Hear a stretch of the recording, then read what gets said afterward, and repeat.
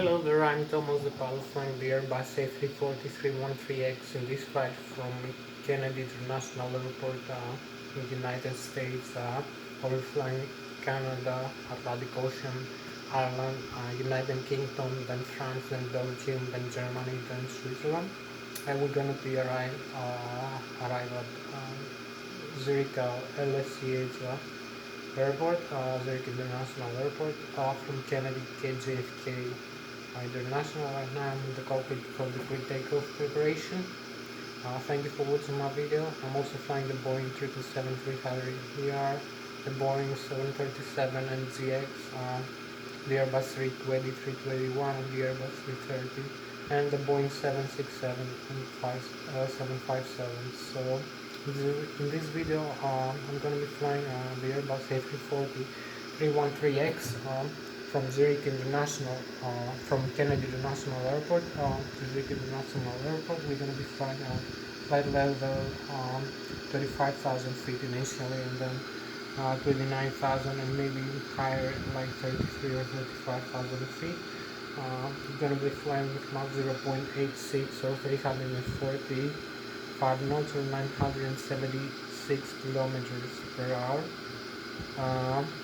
Right now I'm in the cockpit for the pre-takeoff preparation. We're gonna make an engine start demonstration and systems demonstration, and I'm gonna be taking IFR clearance from the Kennedy Tower before takeoff and set up the flight management guidance computer, flight plan, and other factors like the fuel and the weight of the aircraft, center of gravity, the engine thrust for takeoff, cruise, and landing. So I'm going to be showing you all the systems, like the air system, the electrical, the hydraulic, and the fuel, and the flight controls, and the engine generators. And now I'm in the cockpit, so I'm going to start here. You can see the side stick here I'm using to fly this aircraft. It's the Logitech Extreme 3D. So when I put the value for the side stick inside the aircraft moves the same way. So if I want to pan roll, I turn the side stick left to right, and when I want to pitch up or pitch down, I turn the side stick up and down. So you can see here also the picture. And you can see it in the engine in the flight control page here in the lower icon. So you can see the value of the ailerons and the spoilers here. You see the spoilers, the ailerons, the hydraulic system fluid from its engine. Like engine 4 and engine 1 has the green, engine 2 has the blue, and engine 3 has the yellow hydraulic system, which moves the on-side hydraulic surfaces like actuators, like the ailerons or the spoilers, the speed brakes, the elevator, the rudder has green, blue, and yellow, all of them. The elevators has green, blue, green the left, and green and yellow the right elevator. So when it picks up and down the aircraft, and we also have the rudder trim and the rudder and the horizontal stabilizer. It's from here, which is manual or automatic. All the surfaces almost are, except from the rudder, are electrically controlled and hydraulic actuated. In flight above the 100 feet above ground level, the fly-by-wire system blends in the normal low. So when I move the side stick left and right, as you can see the limits here in flight is 67 degrees in barn roll without flaps and 45 degrees with flaps. So the fly-by-wire system requires a barn roll which is equivalent to side stick in degrees in in a shift of weight and a G-load limit request for bang rolling or pitching up and pitching down the aircraft. So we can pitch up like 30 degrees, pitch down like 15 degrees. It's about 1.8 G if I remember well, or minus 0.8 G negative when we pitch down. So the same is also when we are in level flight. I'm gonna be showing you we can bang roll the aircraft by 33 degrees. It's about like 1.8 G bang roll. So we can do that without any input of the side stick pitching up or down, because there is the auto coordination, the automatic trim, the auto trim will coordinate the flight of the aircraft. So you can see here also, as I was telling you here, we have the elevator up and down. See here depicted. We have the spoilers, the rudder. Over here I move these surfaces, pitching up, pitching down. You can see the elevator, you can see the spoilers, and the other ones you can see the rudder. So we have here the ailerons and the spoilers, as you can see.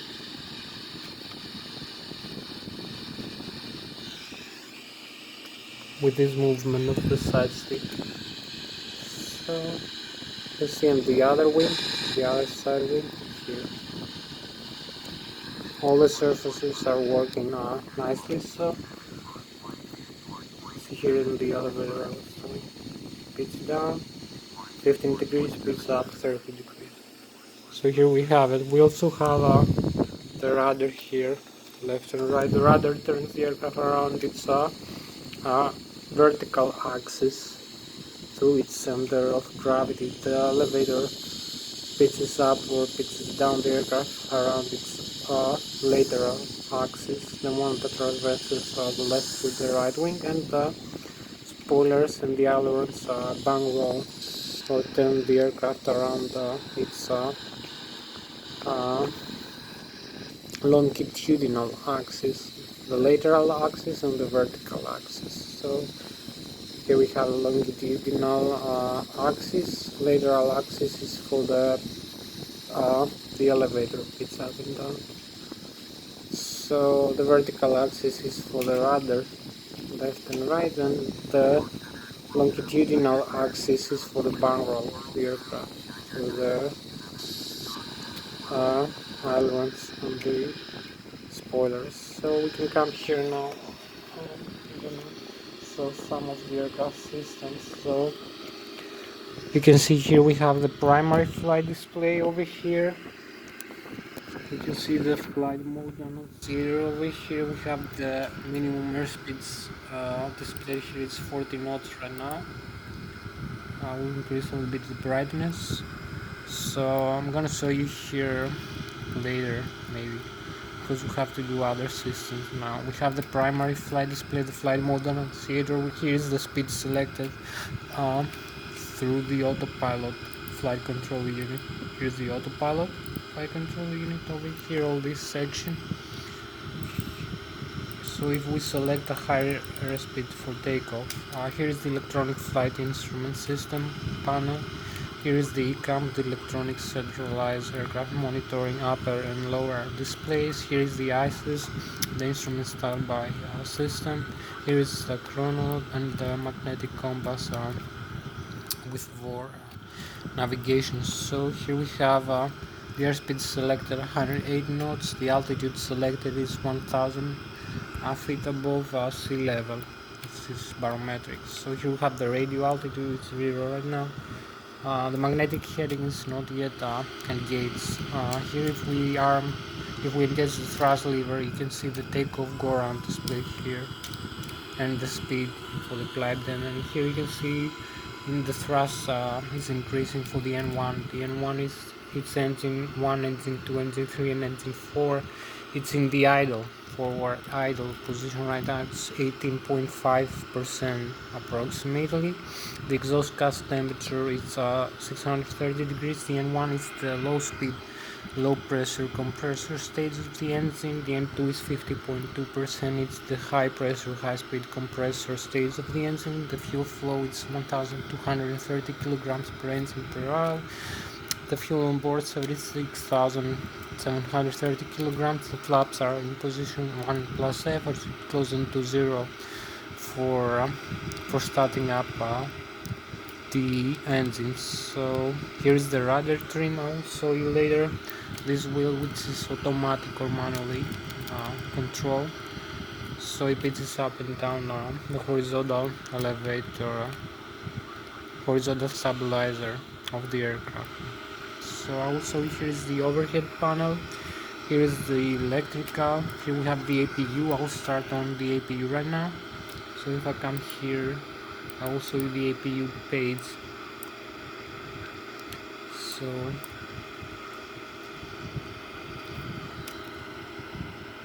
I will come over here in this section. You can see the APU start, the APU master switch. Over here in the APU start, so I'll turn on the master and this start. So you can see the APUs will start now. It's a smaller turbine which we're gonna use for starting the engines before takeoff. So it's increasing its N1, so it's gonna have electrical and hydraulic and air pressure value over here. So you can see the APU generator is connected now. So if I use the electrical over here, you can see here we have I will try to be very fast for this. The overhead panel, generator 1, generator 2, generator 3 and generator 4, one from each engine. If I turn them off, you can see all the electrical alternate current from the engine is going off. So we only have the APU and the batteries for the static inverter to feed the aircraft with alternate power. So if I turn the APU off, you can see the aircraft alternate current is going out. So we have no alternate current, we only have direct current through the batteries. So I need to reconnect the APU and maybe the generators again. So you can see the on-side conductor is changing its connections. So I will show you now the electrical direct current. Here we have battery 1 and battery 2. We have them here connected. If I disconnect them, I will show you. In the off position, they go on automatic again.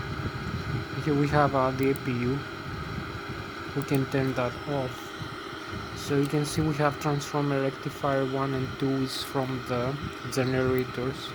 Alternate current is converted through the transformer rectifier in direct current 28 volts, 50 amperes hours, and is charging the batteries and other direct current supply systems of the aircraft.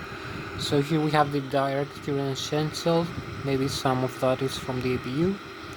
So I will come over here, show you the fuel now. You can see, so this an old simulation is quite good. So here we have the fuel panel of the aircraft. Here's the fuel pump. We have the X feed over here. Each one can feed any engine with any pump. Here's the primary pumps. Engine 1, engine 2, engine 3 and engine 4 primary pumps. I will turn them off. You can see there is still the standby pumps over here. I'll do the same for the center tank pumps also. So now they're working with the standby fuel pumps over here. As you can see, the overhead panel, you have the fuel. Also you have the electrical over here. You can see the fuel, you can see the trim tank over here, the mode, you can see the X-feed transfer valve. I have them in the off right now. You can see the XFR, the X-feed, and you can see the auto transfer in the trim tank. We have the trim tank like 630 kilograms. It's more than half ton. We have the APU feed right now from this line over here. and we have the temperature inside the fuel. So you can see the valves here. The X feed is off right now, and the high pressure and the low pressure valves to the engines are on.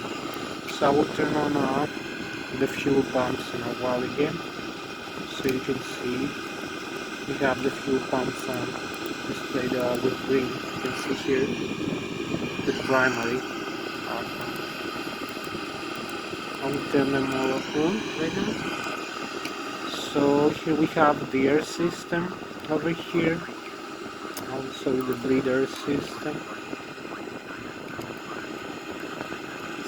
So I can turn on the APU because we're gonna use this starting the engine. We have the engine bleed 1 and 2. We have. I'm gonna close off the isolation valve here. You can see the isolation valve is closed here, the closed position. You can see the packs. I can turn them on and off right here. So I will turn off the packs to start with the engine, and I'll turn off the engine in a while. So I will show you last the hydraulics. I have more systems to show you over here in the overhead panel, but we cannot cover them all right now. We have the air data inertial reference system over here, the IRS bill as we call it. We have it in the nav right now. You can turn it in the align, in the off or in the add. So here we have the flight control computer. It's the primary and the second one. Primary one, second one. Here we have flight control computers too. Here we have other systems. Here I'm going to show you the hydraulics. We have electrical pumps. I will turn the engine driving pumps off for the hydraulics here. So you can see we have engine green. We have the green system for engine 1 and engine 4. Bleeder system supply. Because the bleeder I was showing you before, it's supplying. We have engine 1 and engine 4 the green system. Engine 2 is the blue, and engine 3 is the yellow system. Hydraulic power. So the engine is driving many instruments when it's operating. So here we have the pumps. I'll turn all the pumps off. So we have only the electrical right now on with the blue electrical standby. So I'll turn off the standby, and you'll see the hydraulic pressure start going down in the flight controls and the other systems, because the hydraulics is mostly used for the flight controls, the ailerons, the spoilers I was showing you. So I'll turn on the engine driver right now. You can see the power is building up again. We don't need the electrical, it's only for standby when the engine is working. So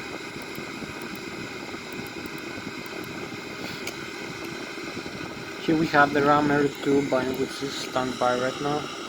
So I'll show you the engine bleed here. I forgot to mention before. Is used to pressurize the hydraulic system fluid over here. This bleed from the engine number 1, engine number 2, engine number 3, engine number 4 is pressurized with hydraulic fluid for the flight controls over here, which I was showing you before. So we have no flight controls, we have no cabin pressurization over here system, which right now it's in the automatic mode. I can turn the manual mode also, and this is used to pressurize the cabin of the aircraft. You also use that hydraulic pressure for the landing gear extension and retraction, the reverse thrust, and operation, and the nozzle steering, and other systems like the rudder, the elevator, horizontal stabilizer, pitch stream, some engine maybe thrust, lever movement, the rudder pedals over here, and other systems. So we have for the rudder, we have for the ailerons here, I was telling you, for the speed brake, all the hydraulics is used for that. So right now I will come over here and do very fast engine start demonstration. So we come down here, we turn off all the engine master switches over here. This is gonna close the engine low and high pressure fuel valves. You can see the engines are going out right now. You may also see here in the electrical, you're gonna have no electrical power from the engines now. Here's the electrical from the engine itself. Here's the hydraulic pumps are displayed with yellow, the 1, the 2, 3 and 4. So we have the electrical backup. If we didn't have the backup, we would not be having any hydraulic power right now. So here is the bleed from the engines itself, displayed with yellow. The number 1, 2, 3 and 4 is off. So here's the pressurization of the cabin. We have no pressurizer from the engines to the parts right now, it's off. Or from the view, because we turn off the back lids, so we cannot pressurize the cabin. So here's the electrical direct current. This is normal. Here is the APU is normally working. The auxiliary power unit when it used to turn on the engines. Here is the conditioned air. You can see the temperature and the system supply from the APU right now. Here's the door oxygen system and the cockpit oxygen PSI 1850. Here is the wheel I was showing you before, and here is the fuel with the engines off, so there is no engine consumption right now. You can see it's stopped. There's no fuel flow right now. Though the pumps are working, the fuel valves are off, in the off position, they're crossed. So the fuel consumption is stopped from the engines, only from the, here's the circuit breakers, and it's normal. Hydraulics, these systems, normal.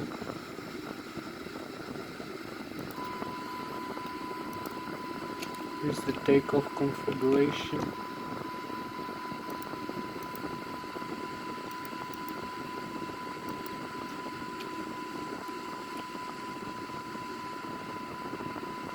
So configure flaps. This is not good for the takeoff, so I have to turn off the warning here.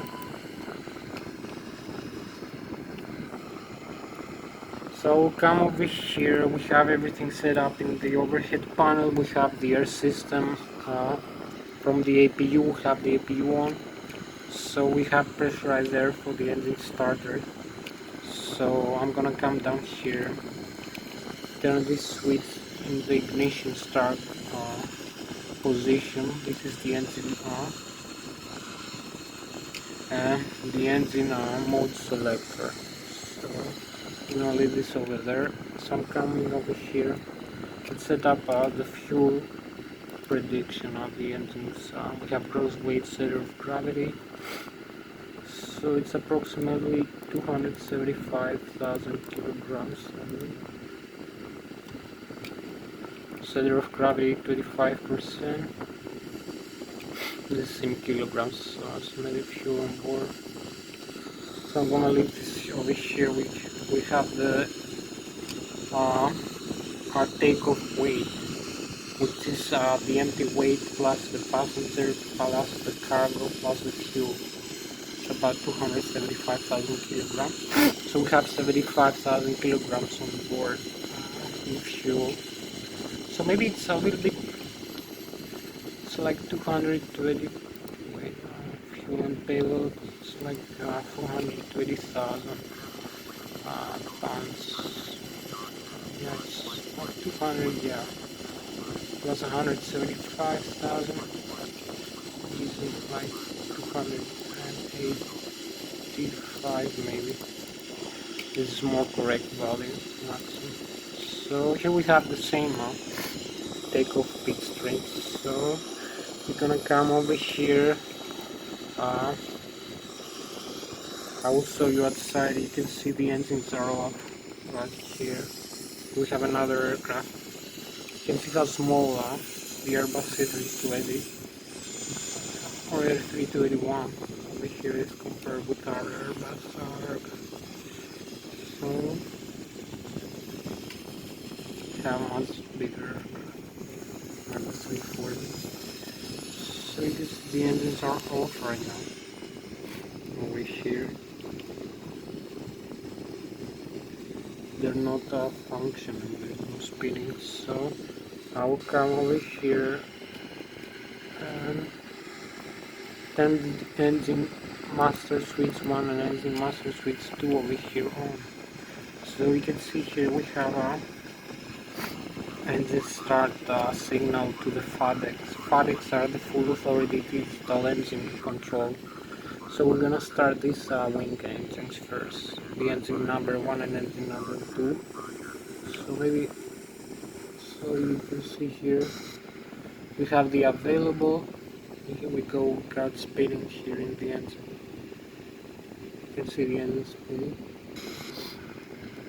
When the N2 reaches 20%, the high and the low pressure fuel valves turn on. So when I turn on this, I turn the engine number 3 and engine number 4. The FADEX, we have the N2 increasing on good level over here because the air is admitted into the engine starter. So we have this box over here showing us we have the engine start right now. The FADEX is supplied by both the alternate current and the direct current. The alternate current from the aircraft supplying from its own supply. So here we have all the engines right now on and running, as you can see. We have spinning in the engine. So this is for the engine start right now of this aircraft. So I'm gonna come over here, set up the flight plan, and take a flight clearance. So initialize KJFK 2 LSCAs. We have about like 4 more hours.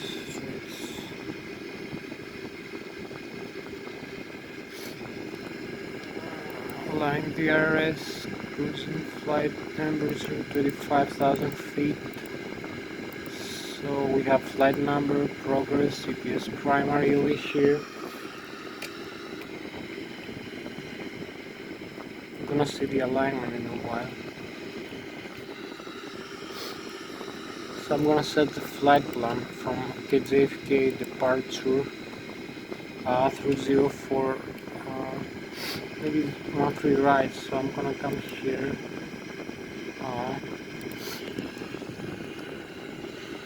Kennedy clearance in 135.05. So come down here. Kennedy clearance. So I tune over here using this panel, radio management panel. Tune Kennedy clearance. Request IFAR clearance over here.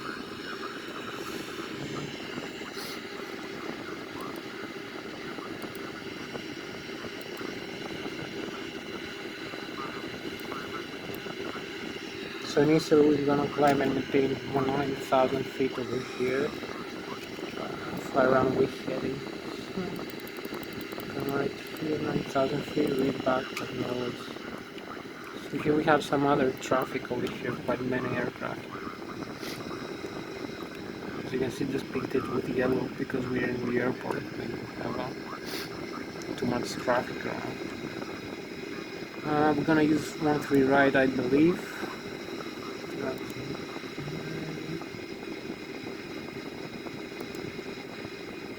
Request taxi IFAR over here. Insert, and then we have the Boston.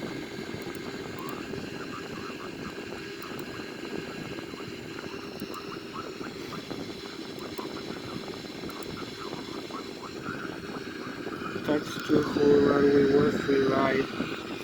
So here is correct, this 13 right. So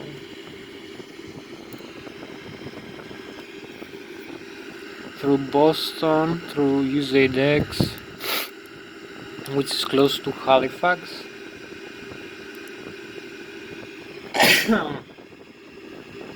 Gonna use UZX here. Clear this, clear this.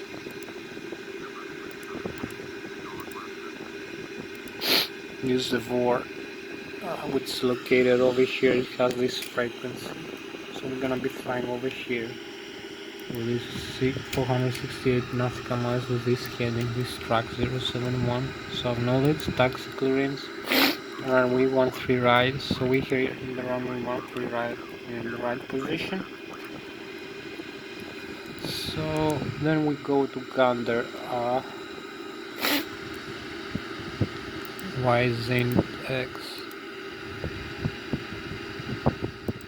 YQX maybe. YPQX. It's 900. Yeah, this is it. Then we go to 53 north.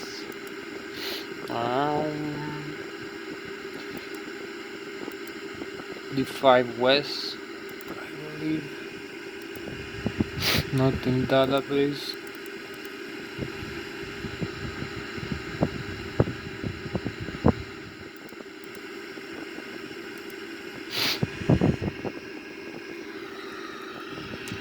Oh, it's quite far away.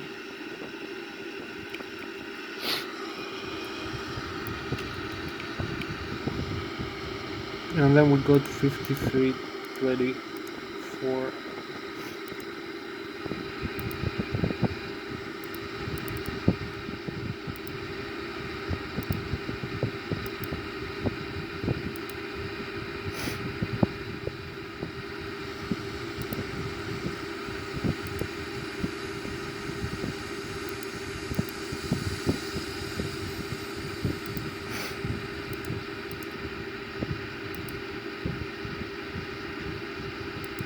Then we go to CRK to Cork, Ireland.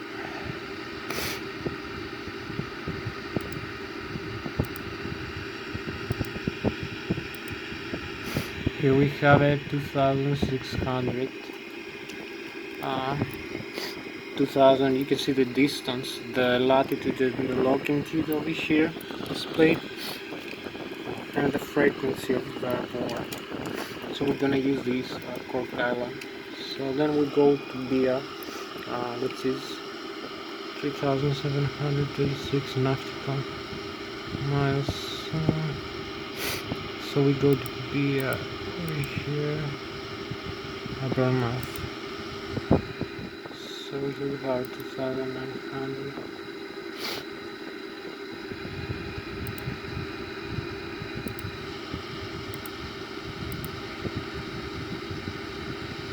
CRK over here.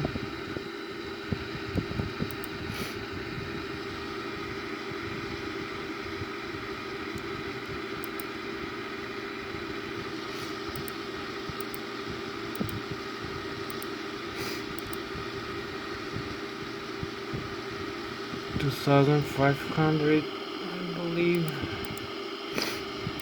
So then we go MTD somewhere in France. So then we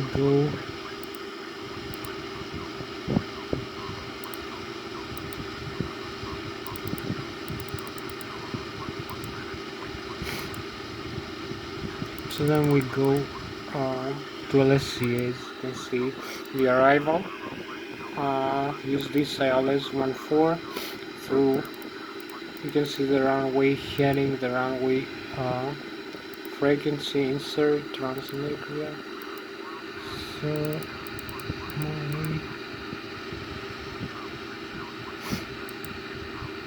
Let's see the arrival again, the ILS-14. We have the ILS frequency like L108 point, the runway, so trans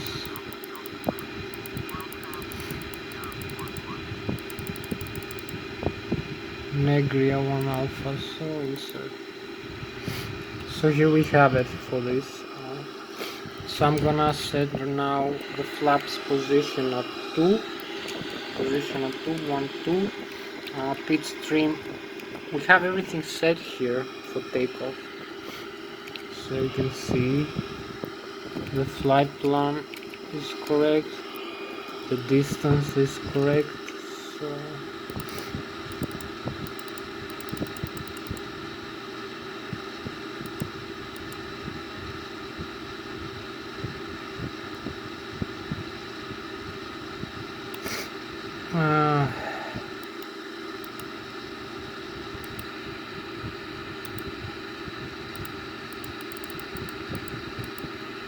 so clearing these.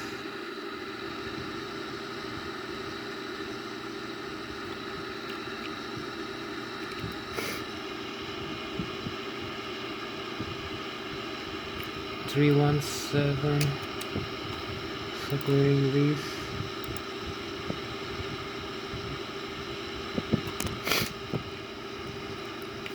So here we are, ready to take off, almost. So here we have everything set inside the cockpit of the aircraft.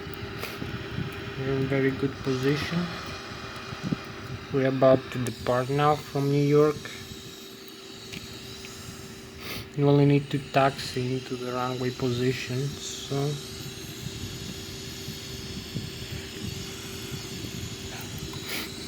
tune Kennedy Tower. So we only need taxi here. I'll advance our thrust levers a little bit. Disarm the parking brake.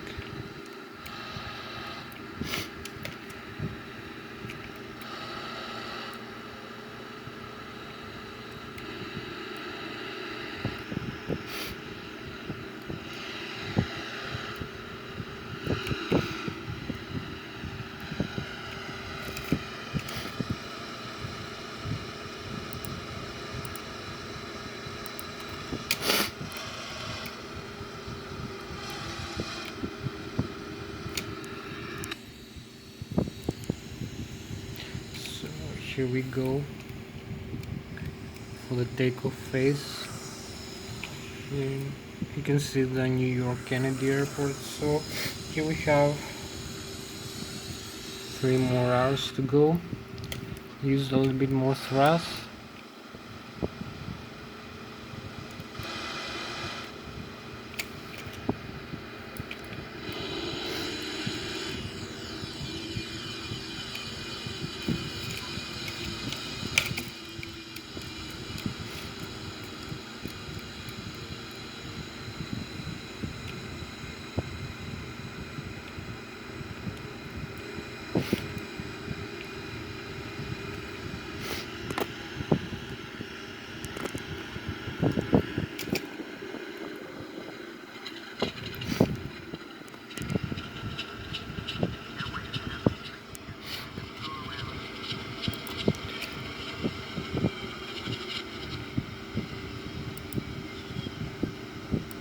Request takeoff clearance.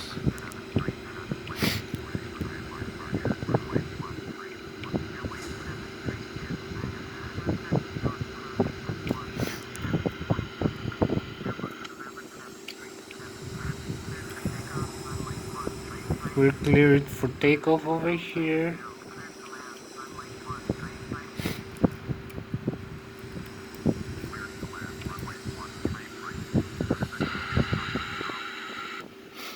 So here we go, we acknowledge our takeoff. Use managed airspeed and maybe turn on over here. You can see a little bit more traffic.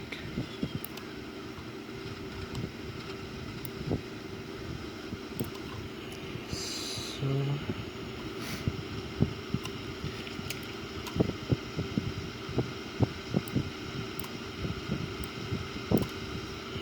So here we are ready for takeoff. We have everything set.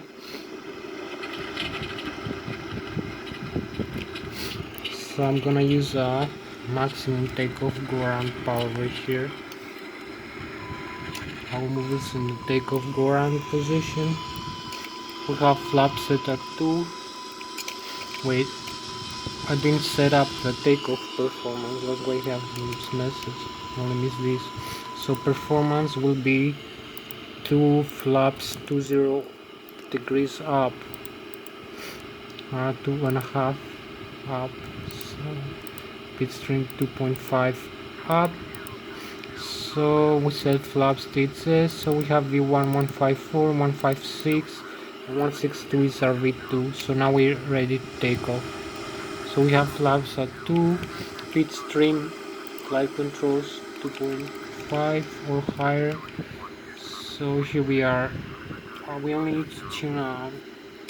So when I turn on when I move the thrust levers all the way up here, you can see the engine thrust is increasing. You can see we have the manual takeoff and the auto thrust in blue here. So I can disarm the parking brakes now, and we can go. You can see all the modes here in the primary flight display.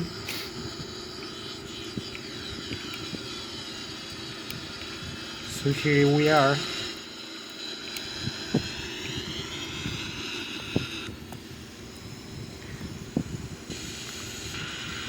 There we go.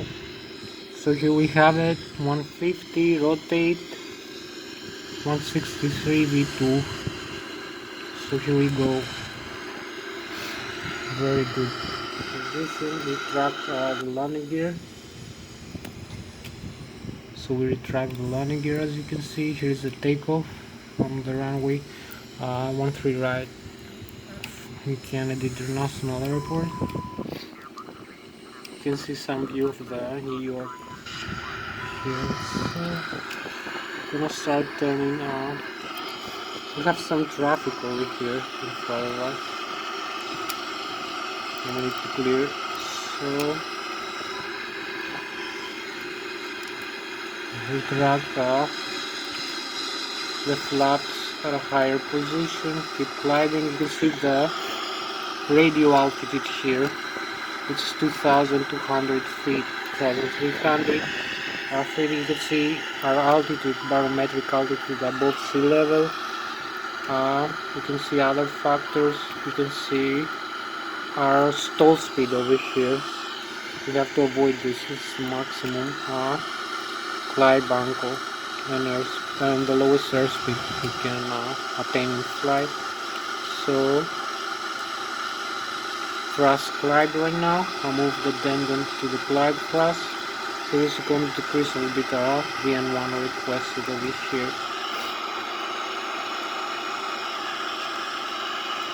Knowledge cutoff. Going to 137.6. Q New York departure. Contact New York departure.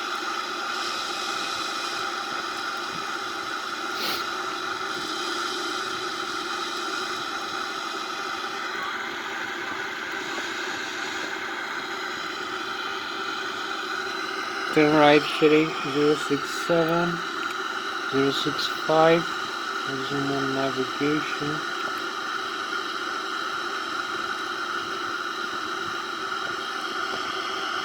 Climb and maintain 9,000 feet, so here we turn 065.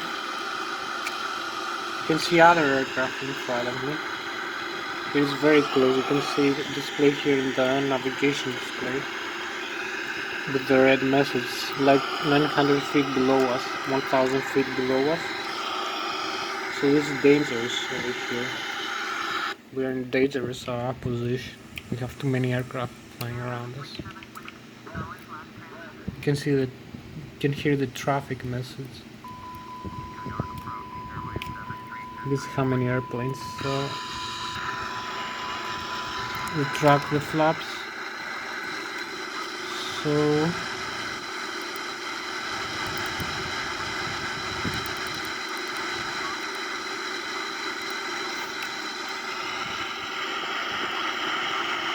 Knowledge instruction.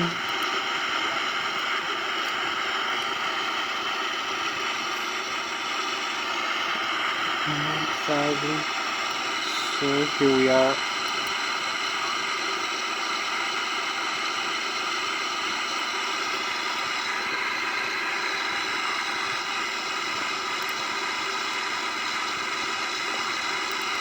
Also in the GPS where we are, so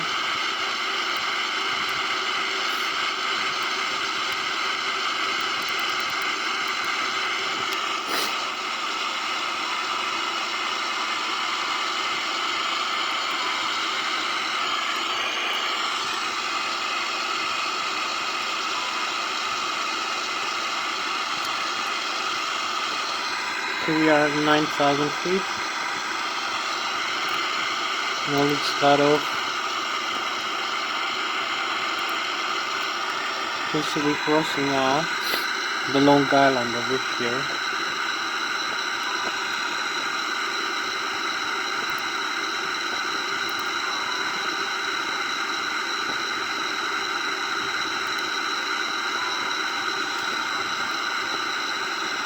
To New York departure.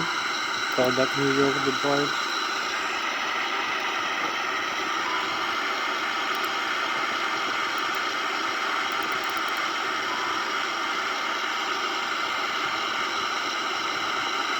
So activate approach direct to the Boston.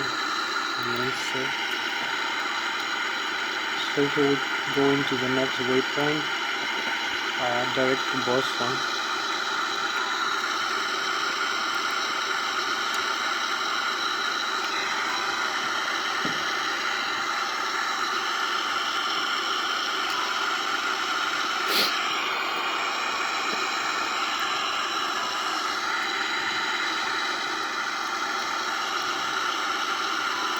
Contact New York approach.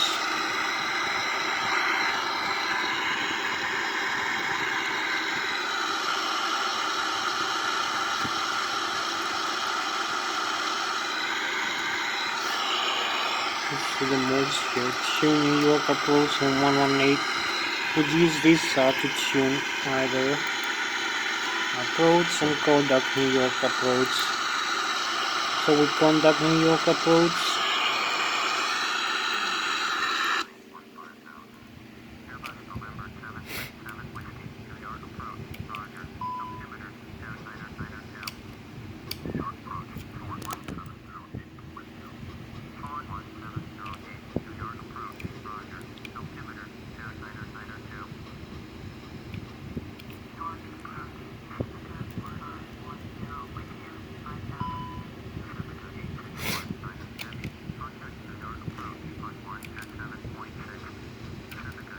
So this is how beautiful when you leave America. Let's go back into the cockpit.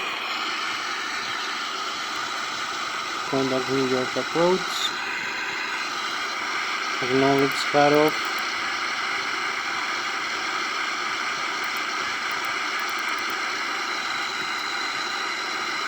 Acknowledge cutoff. Let's go.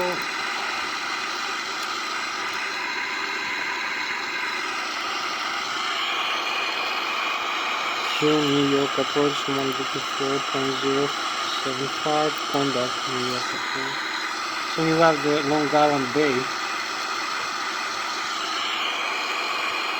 through 15,000. So increase the altitude here. And press the open glide here. So you can see the aircraft is going to reach a higher altitude, 15,000.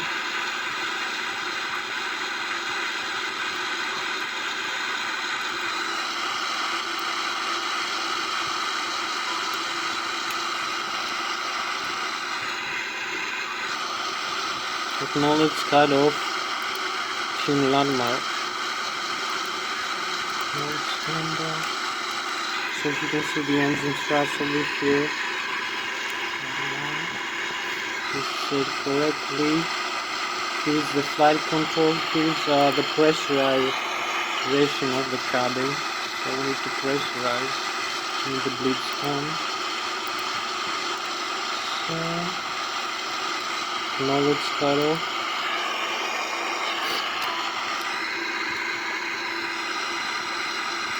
Team Boston, so combat Boston. Oh, you see the cabin now is pressurizing. We have pack 1 and pack 2, but we had no message that we didn't pressurize the cabin, like warning message. So you can see now it's pressurizing. The differential pressure is 2.8. The feet per minute is 590, and the cabin altitude 2,820. So you can see here is the rate of glide is 3,000 feet per minute right now. 3,200 feet per minute. You can see the middle here. You can see our altitude barometric above sea level. You can see the altitude selected 15,000 feet. You have the autopilot on. You can see the airspeed here is 740 knots. Selected Mach 0.66. Knowledge instruction, glide and maintain 25,000. So here we go for 25,000.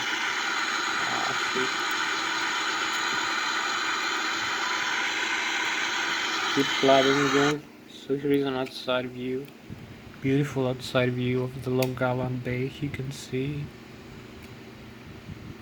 see Boston, maybe Connecticut. Yeah. Here is Connecticut.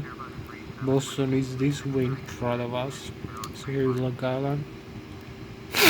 Goodbye New York. So here we go with the Airbus A340 313X.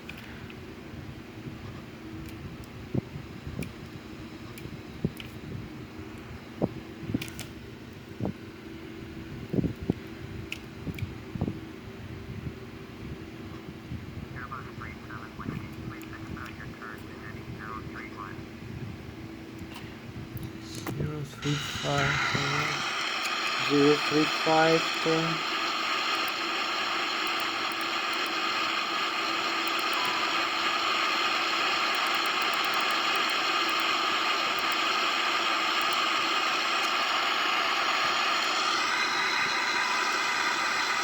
some correction with the flight plan, flight path issues.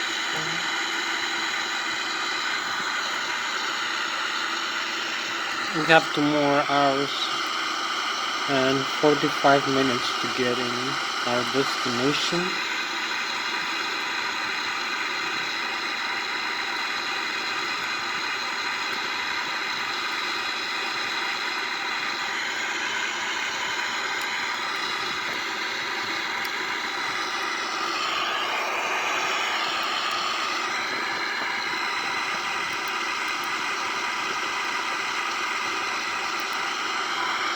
Now it's in turn right heading 065, so here we go.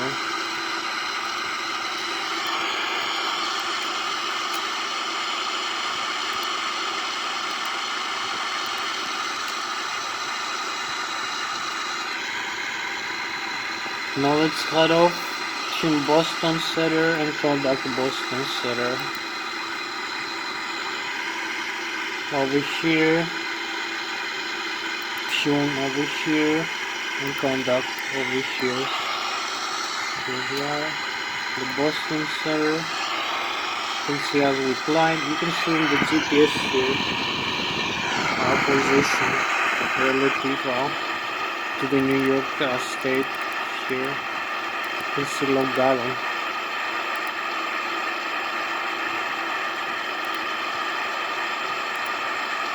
Still visible. This is the whole northeast coast. Select a new IFR. So here we go.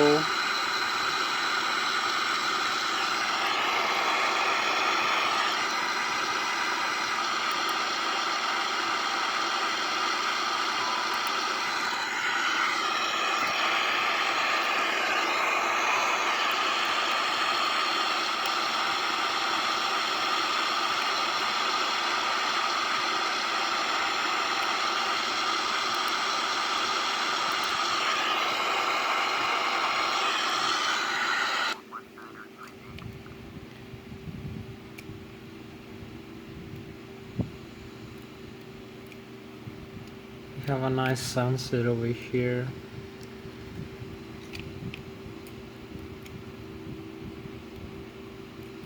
Beautiful views over here. So here we go. You can see the Long Island coast and the Atlantic Ocean over here.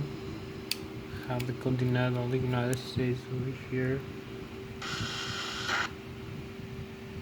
Here's a view from below of the aircraft as we climb to a higher altitude. Another view.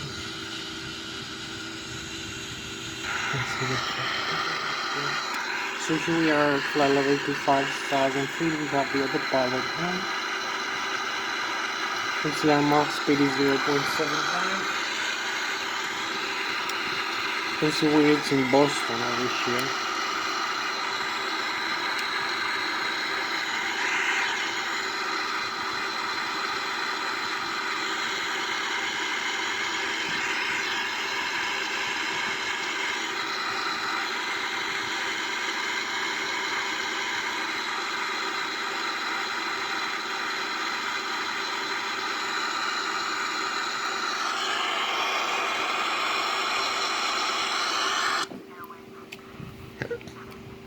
So here we go.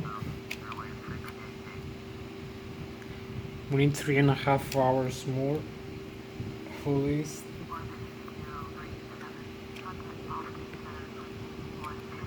Which is cool actually. We are on time for this flight. 3.5 hours. So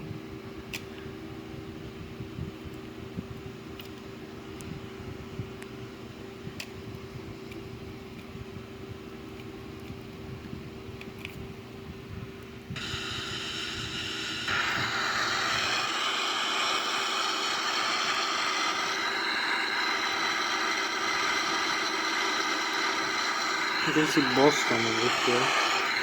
Boss.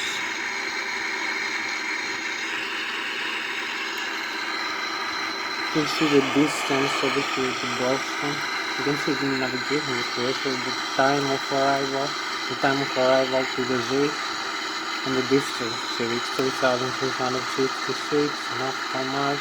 So we need to increase our airspeed a little bit. So a little bit higher. Cruising altitude increased by 4,000 feet. Flight level 290. So here we have our climb and maintain flight level 290. Knowledge.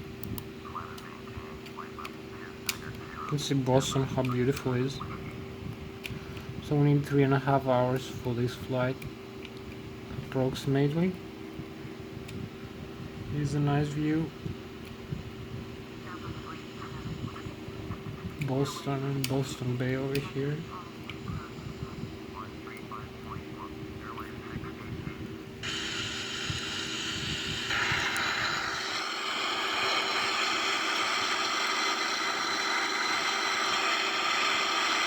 So we are just 33.9 nautical miles, 0.1, 0.6. You can see the distance and the bearing, and the time of arrival to 3.30. I'm gonna fix this arrival time. So our knowledge cutoff. 17.8. In Boston Center, 138, and contact over here.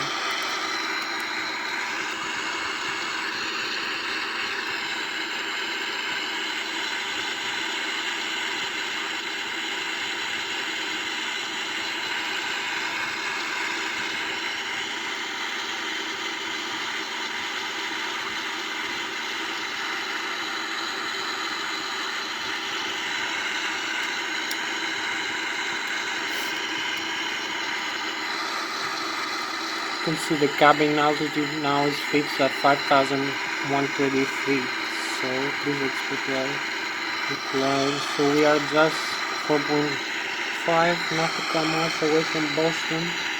You can see Boston outside from the cockpit view. You can see Atlantic Ocean this way. Let's come over here. Oh, we have beautiful view of Boston. So this is how beautiful Boston is at night. The Boston base. So here we go.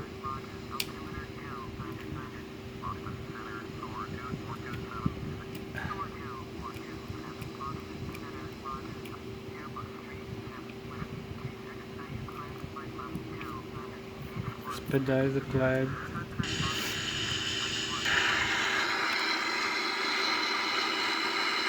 So we come over here and expedite the flight to 29, flight level 290. Setting the autopilot. This is the flight mode announced here. So have the climb now. You see the airspeed here, 340 plus. I don't know why we have this airspeed. You have to set it at selected value. Have mark 0. Maybe 4, 5, a little bit more mark. Mark 0.86 is gonna happen in a while. We'll cross 26,900 feet. We're going into, this is closer, this is Greenwood, closer to Halifax. We're gonna fly over there. So this will leave Boston behind. We'll be flying to Switzerland. So from Boston, from United States, we're going up to Canada, northeast coast, the Montreal. Acknowledge. Here we have, we're going oceanic for a while.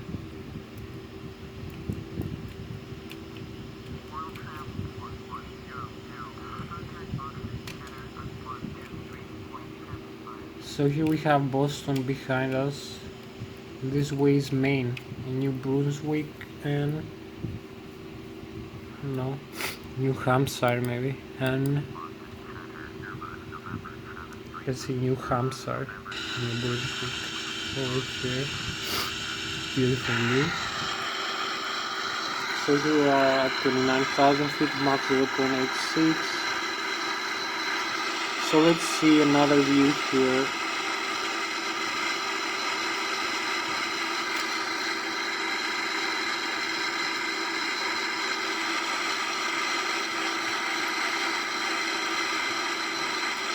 So let's see the fuel over here. Now let's cut off.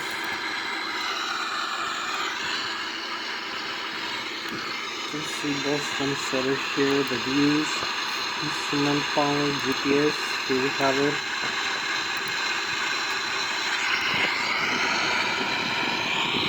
It's a way flight with the GPS. I'll increase this tune Boston settle. 138 and call that Boston settle. Increase the range to the maximum here, so we have our northeast Canada coast. Over here display on so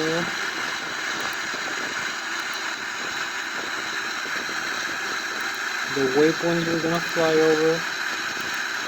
The flight plan over here, so we have it.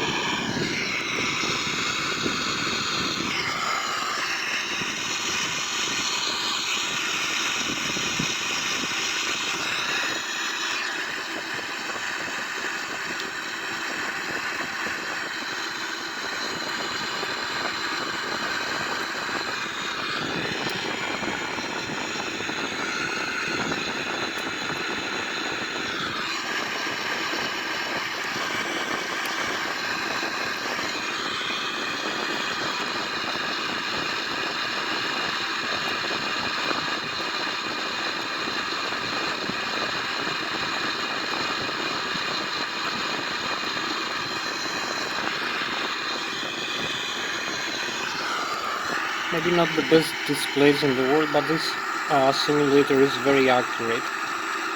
So here we have the fuel flow, the fuel use per engine until now, 12,500 kilograms. We have 67,000 kilograms left.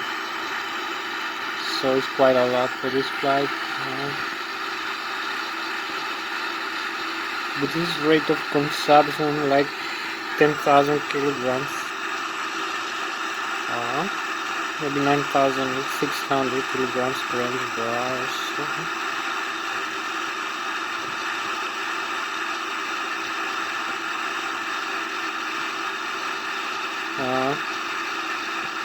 So we have enough for the next 7 hours.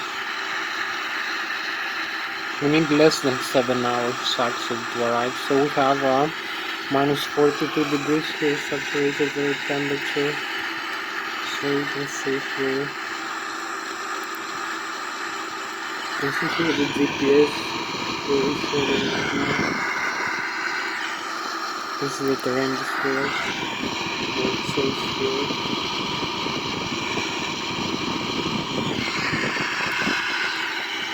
So this is the fuel. This is the engines here display. The secondary parameter and the primary parameter that I showed you before. Here we have the bleeder, which is correct now, which is normal. You can see the temperature of the bleeder and the PSI transfer screen. Have the APU available. So here is the cabin pressurized system, it's 5,940 feet, 6.1 PSI. We can climb higher to 41,000 feet. It's gonna make more fuel efficient our flight. So electrical alternate current here. You can see the sources from each engine driving generator. Engine 1, it's 38%, 120 volts, 400 Hz. You can see the voltage. We have 120 volts for the left for the engine number 1 and engine number 2, and 170 and 124 volts, all 400 Hz frequency of alternate current from generator 3 and 4 in the right one. We have transformer rectifier 1 and transformer rectifier 2 to convert the alternate current to direct current. 2 feed the batteries and the essential transformer rectifier 4 supplying the electrical direct current buses here you can see with 28 volt 50 amperes from the contactor. You can see electrical contactor management unit. It's kind of computer is controlling all this stuff from the IDG through the great drive generators of the engine. So here we go. You can see all it's normal. You can see the batteries here is fed from the AC1 from engine number 1, transformer rectifier 1. AC2 is supplying engine number 2 the essential, which supplies many systems with direct current, many computers for instance. We have the DC2 from AC engine number 2, and engine number 4 supplies the APU battery with direct current, the APU transformer rectifier. So you can see here the APU right now is supplying nothing. It's just in the system in standby mode. So you can see the APU here is working. It's supplying it electrical and PSI pressurizer. The APU is standby auxiliary power unit right now. Here's the conditioner there. In the cockpit, in the forward, the mid and the aft cabin, and the temperature and the photo from its engine. So the doors are closed, the wheels are retracted. You can see the temperature minus 35 degrees. So it's in Boston.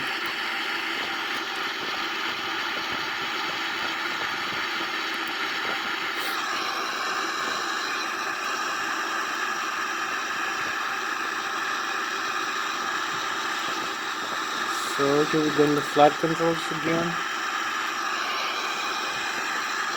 So open the flight planner here.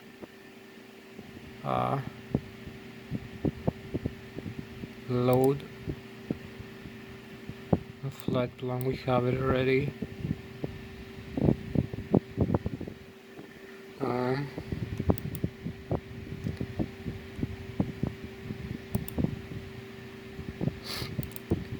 No. So We have the flat plan here. The cool cipher. The cool cipher clearance. Again, one more time. You can see we have turbulence here.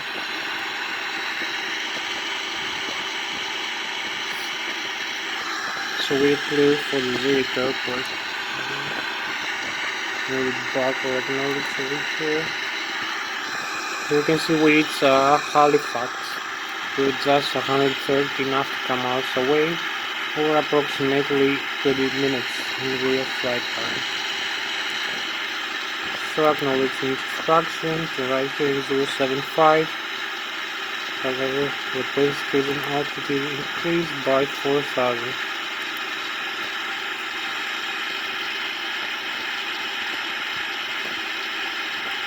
Acknowledge instruction. So here we are.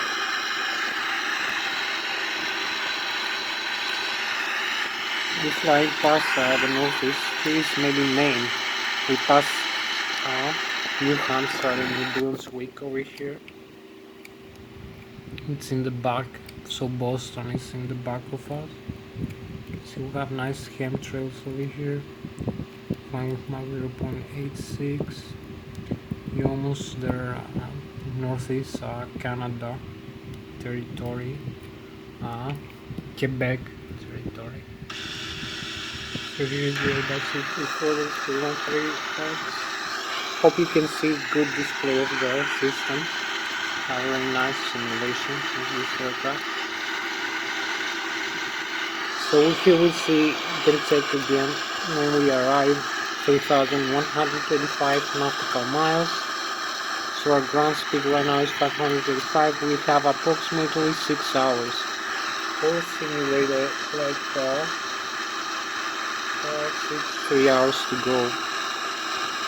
So acknowledge cutoff.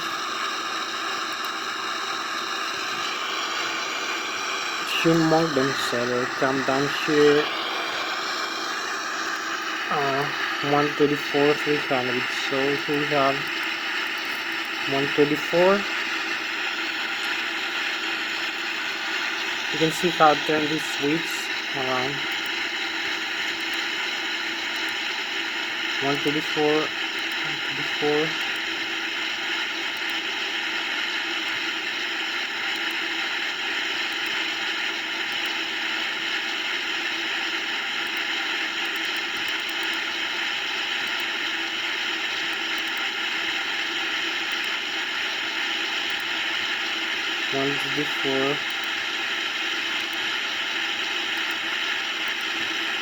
So I will change here and contact the modem. We lost some of the turbulence we had over here. So we reach the northeast coast, we will turn over Montreal, we have a lot of turbulence. Oceanic turbulence. This is the aircraft shaking a little bit.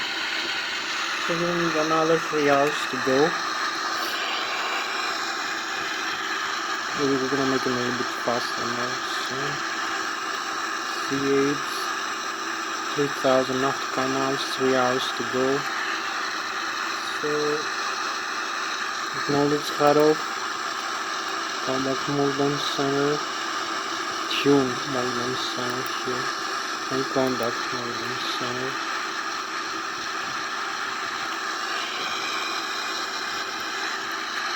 So here we have it.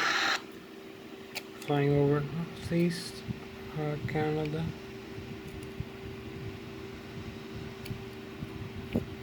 Need 2.5 hours to complete this flight. We need to make it a little bit faster.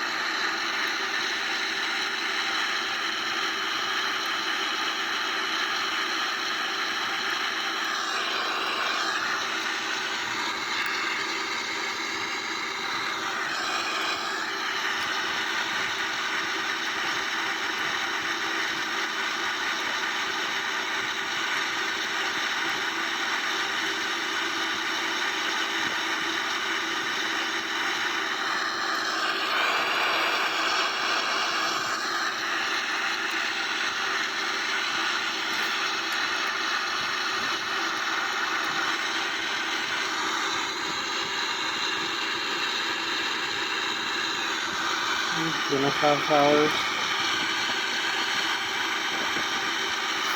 So here we cross the spot over here, and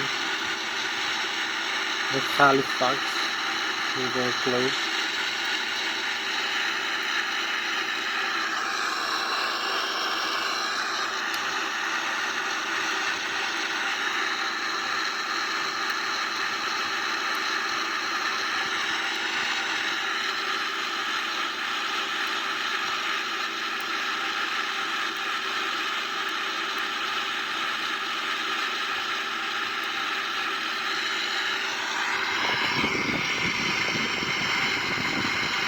Thirty-seven point six nautical miles away from Halifax.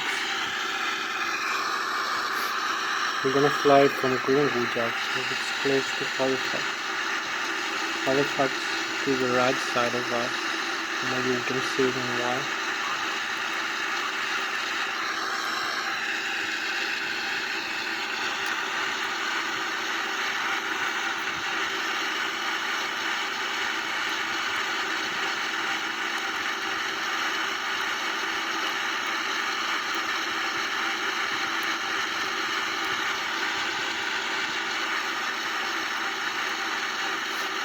So here we are 15 nautical miles away from Halifax.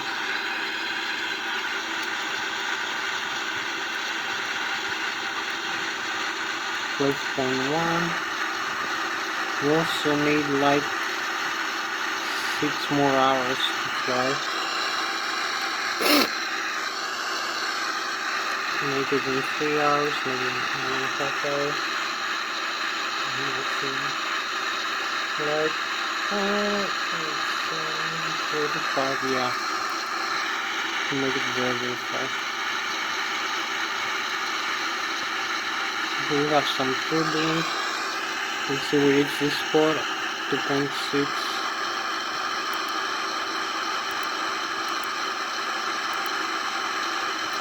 You can see where we're flying. The flight which is good. No problem.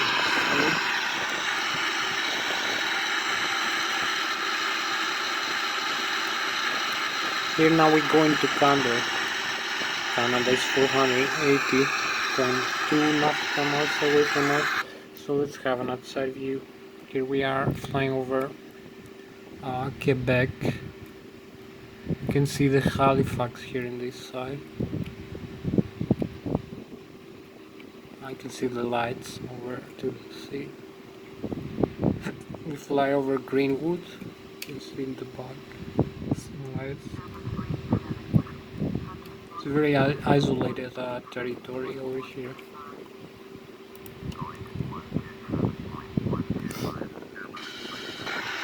So 3 more hours is like we need quite a lot of time. So tune markdown and contact markdown.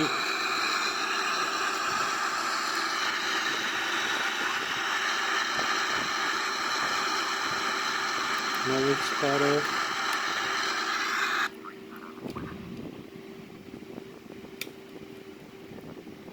You can see we cross Halifax here. Now we have a beautiful going back here, tune in Mogdon 135.300. So I use this switch over here to tune out the frequency over here really quickly. So 135 is 131, 2, 3, 4, 5. Going down 300.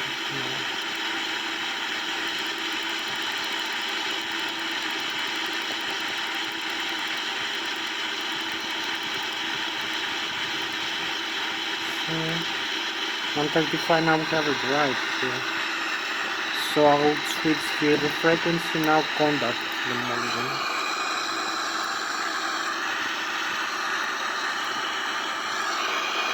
So you can see I'm just 441 nautical miles 1 hour away from Uganda. So we're gonna make it in about 30 minutes. So GPS here.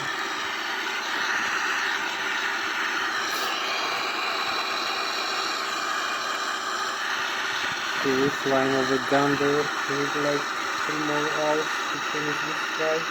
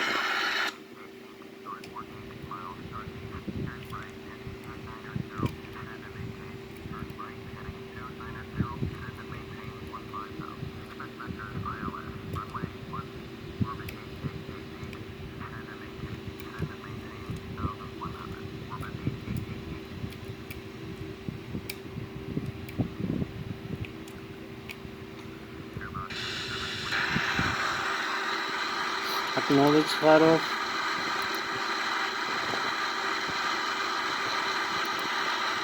Shin Mogdon and Quebec Mountain.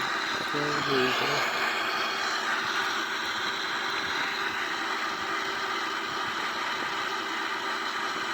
So this really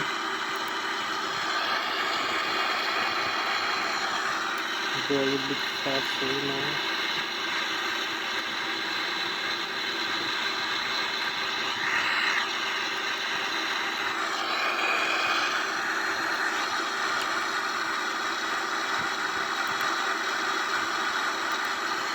Nose cut off.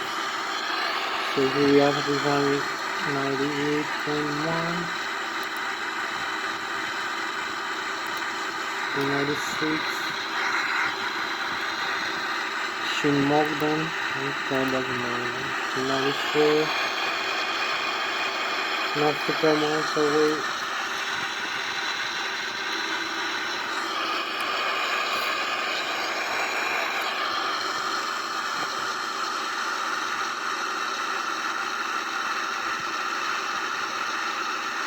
In 2.5 hours approximately for this simulation flight. Time distance 2,930.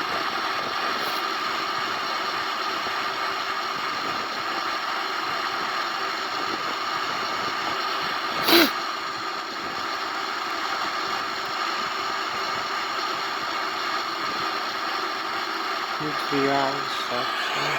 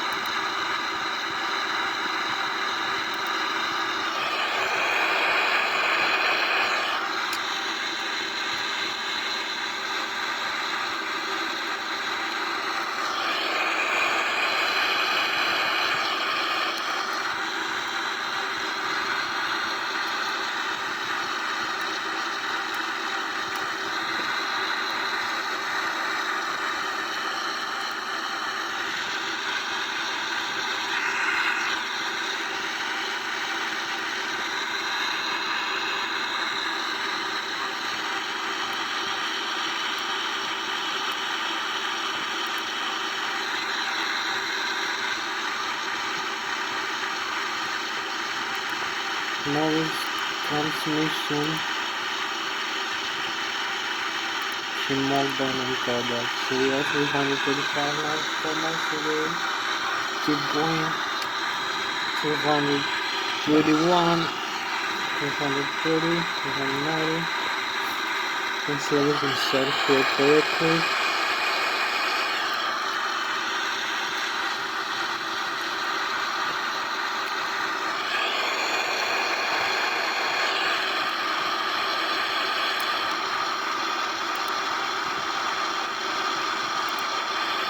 So we're gonna be like less than 3 hours over there.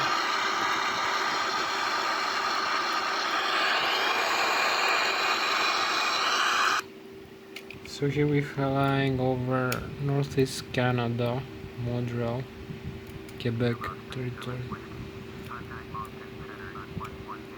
Knowledge cut off. Tune. So we go back here. 118.6 numbers. Come over here. 118.8. Quantity.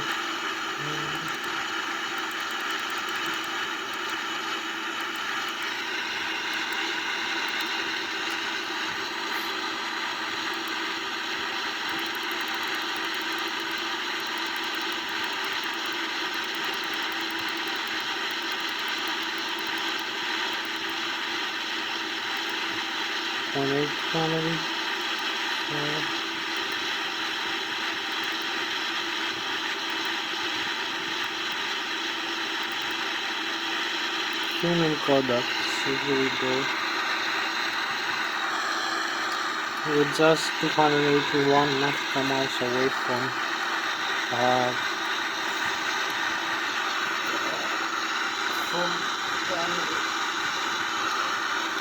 Gather and Sundown, Northeast Canada, Montreal territory.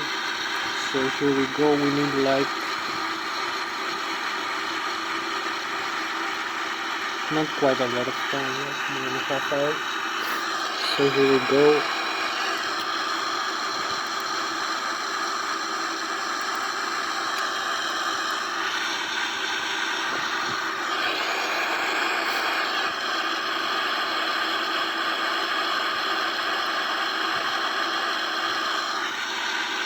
Five hours is 2.5 hours.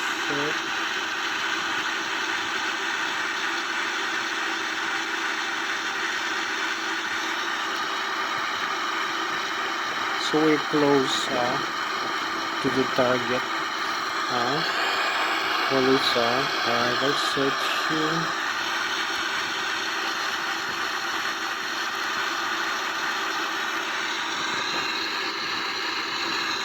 Pretty much we need 2.5 more hours for this flight. So here we overfly Northeast Canada. As you can see.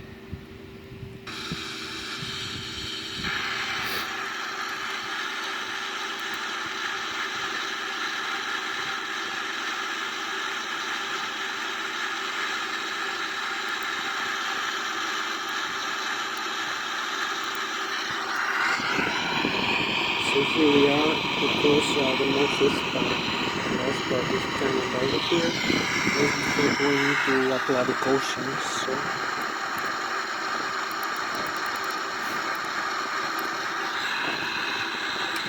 here's the engines that was showing you before, the flight control unit, the FEs, the electronic flight instrument system, here's the landing gear, the brake fan. We use this on the other skid.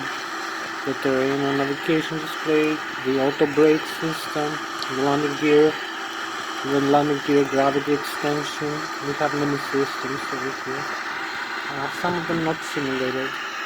So in this simulation I don't know if they exist. So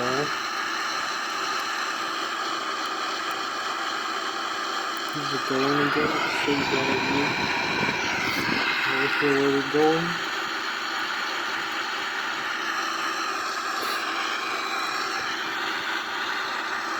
Here we are 230 nautical miles away from Gander, 229 nautical miles away from Gander.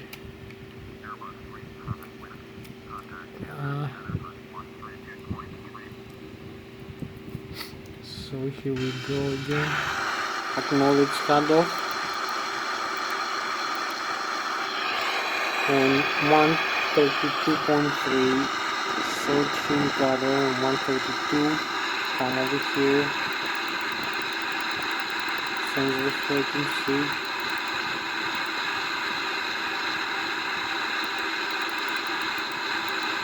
This time we have it, 132, here we are, 132.3. We use the switch and switch the frequency. We have the very high frequency be at 31. So we turn back now the camera.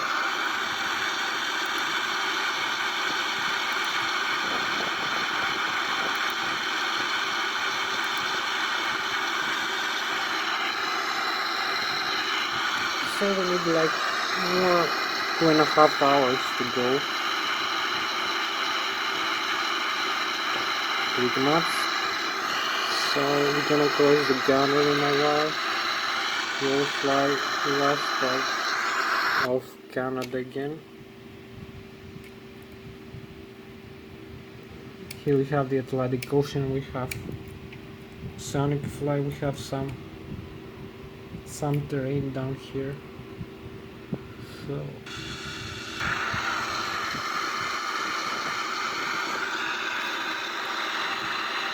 you can see as we head into the Canada Gander.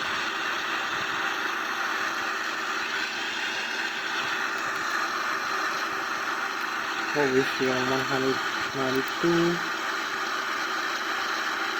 GPS. Maybe a little bit car simulation around. So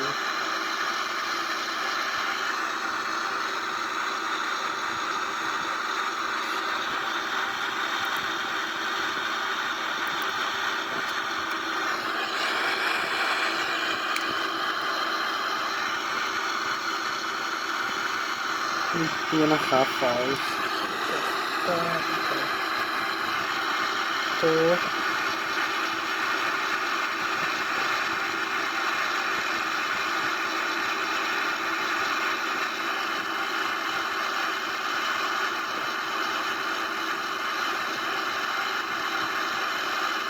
we're gonna be there on time, hopefully.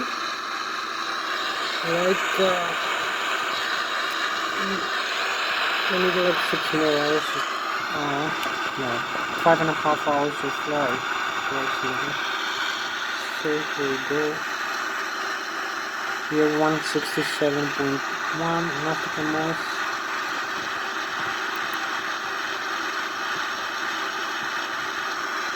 So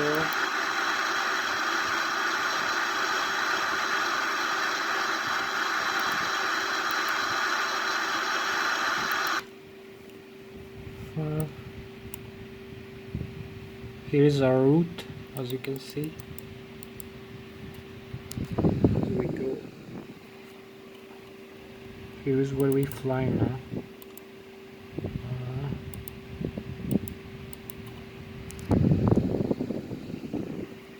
So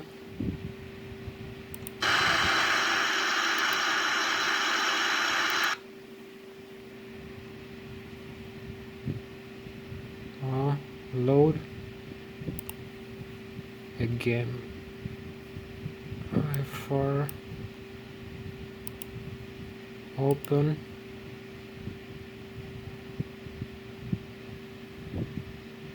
Hopefully.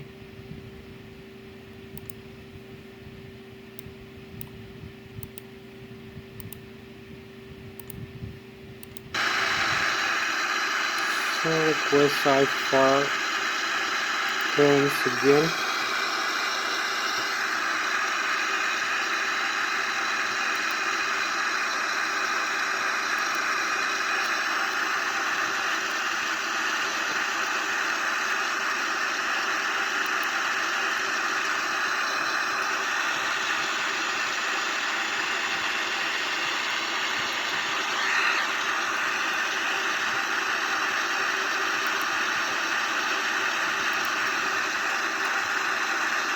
by 4,000 feet.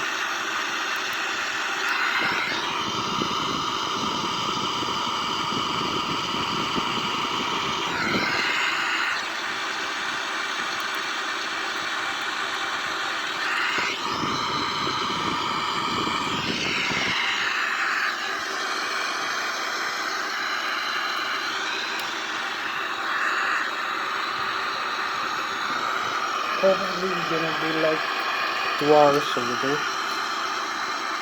Now with the simulated rate, so I need 2.5 hours.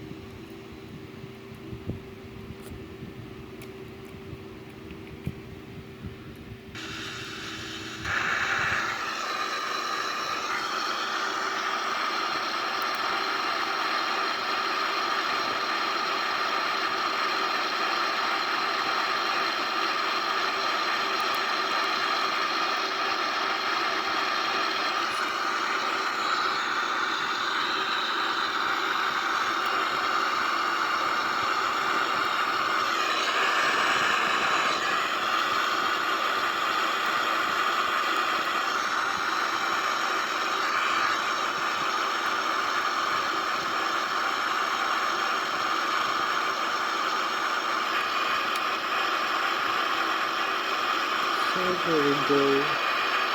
Now let's start off. Put that together, so I will buy tune together, so put that together, so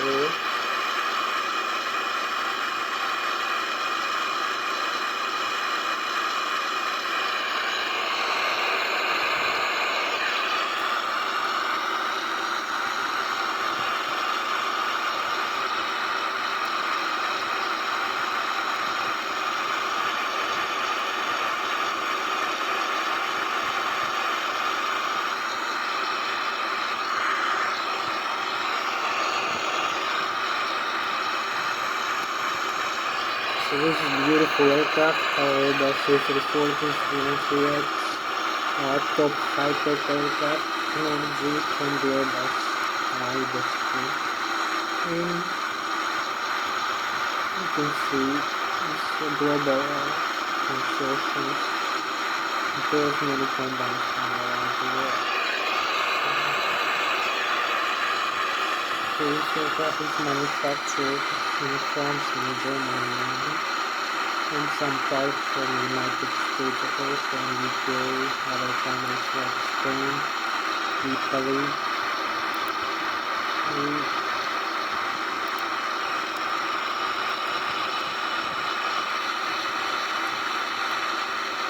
So we have turbines, nice, right? So here we go. Now the way to tune up to come out. 2.5 hours exactly for the current. 2.5 hours very good, right? Yeah.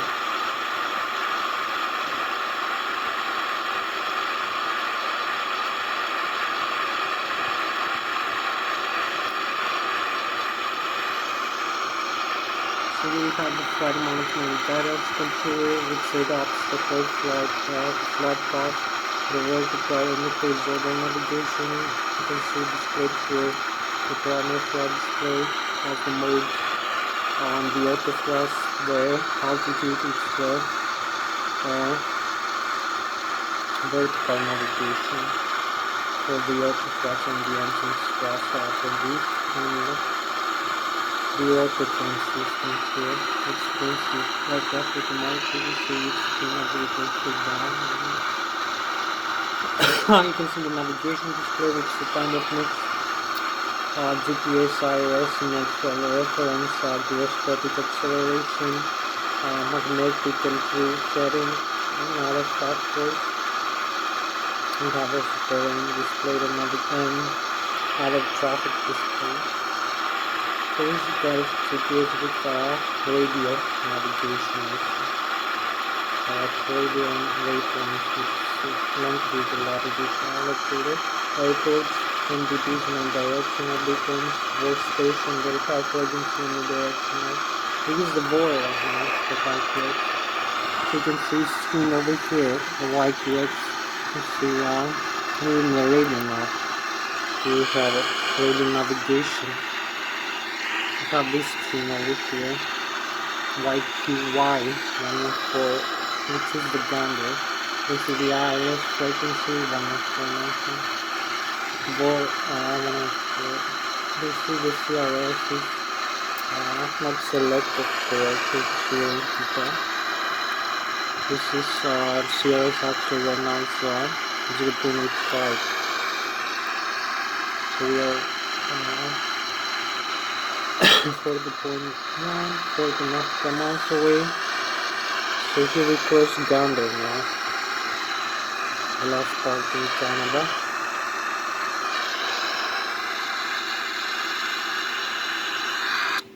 You can see from here we're flying over the last island of Quebec territory. It's very dark because there is no cities down there, so there is some ground.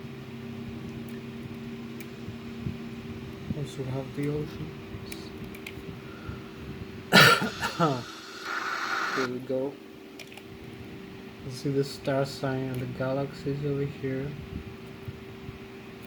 Very nice views.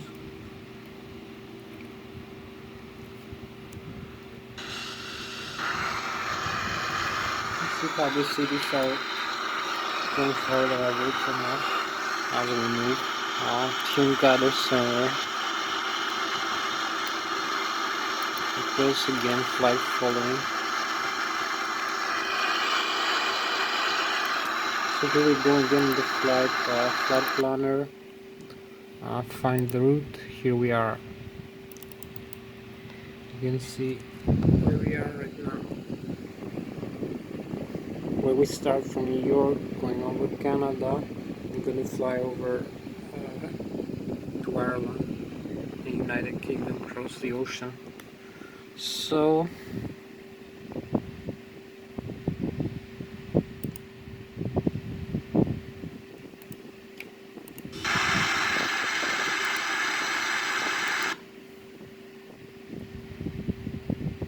load one more time.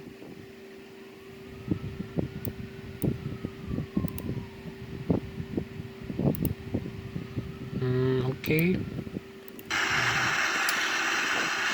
Let's squawk. So we're gonna load the IFAR one more time.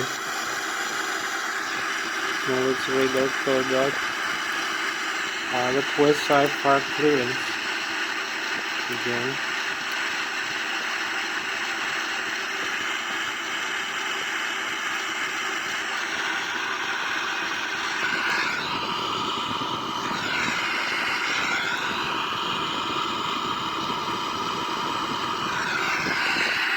Read back, acknowledge.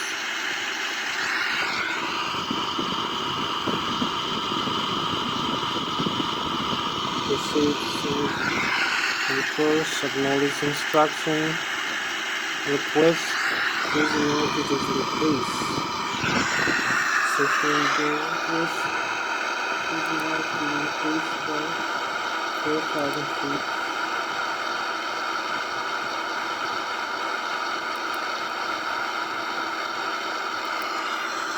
So acknowledge the instruction. Here we go, cover to the plane.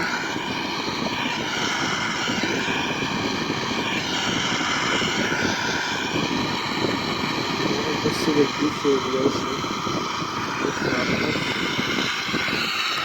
So now we have a gander. cork, we pass through the gunner, so we go in the cork. It's 1,700, about 850 nautical miles. We're gonna be in the middle of the ocean. So we know our middle point, so we need like from this point on 2.5 hours exactly. So we need to be a little bit faster over there. So we're gonna cross the ocean a little bit faster rate. So you can see now we left Quebec behind us, the Montreal, Quebec territory. And we go in front, we have the ocean. There's still some terrain below. So we're going back inside the tube that is 130 to 100. So there is 132, 100.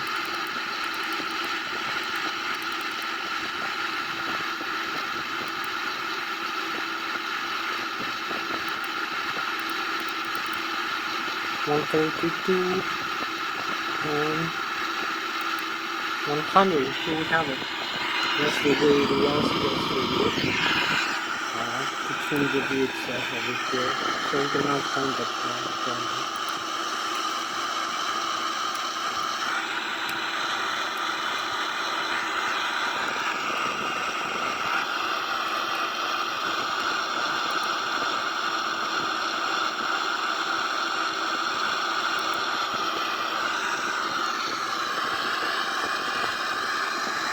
So here we have one more hour, we need to accelerate a little bit the timing. So if we go like that, we need 2.5 hours. We need to use option simulation rate times 4, so we're gonna cross the ocean in 1 hour with this simulation. Because we have not much time left, we need to go somewhere. So we will accelerate this stupid work here.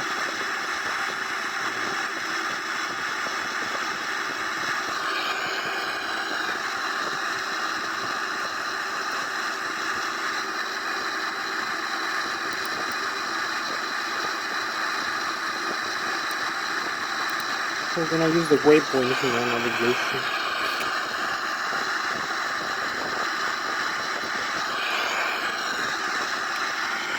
So we have the waypoints. You can see the 50 north, 53, 50, 53, yeah. 50, 53 north. So we have to cross over here the 50, 53, 53, 45 north. Just after it. Yeah. It's 1,044, yeah.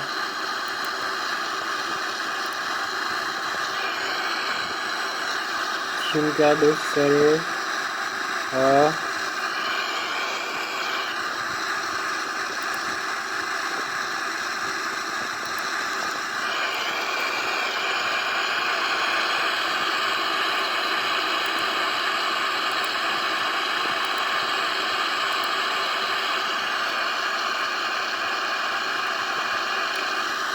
Gather center and product gather center. So here we go.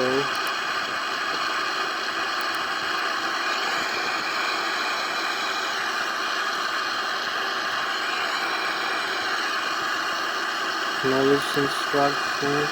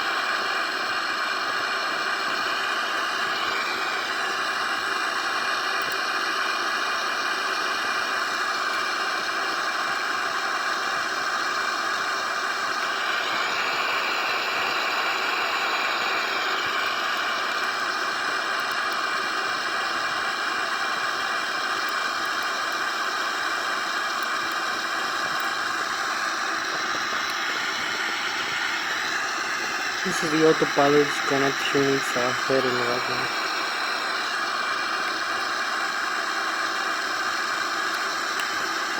All this instruction.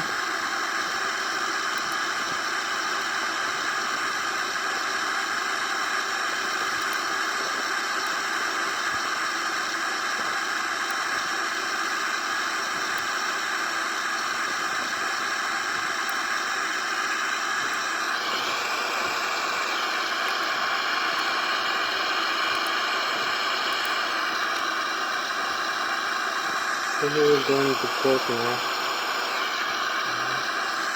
Direct to, so here we are.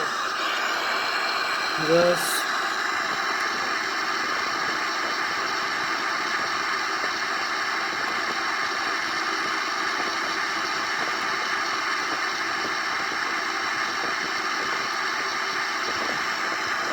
$1,600 nautical miles away from Cork now.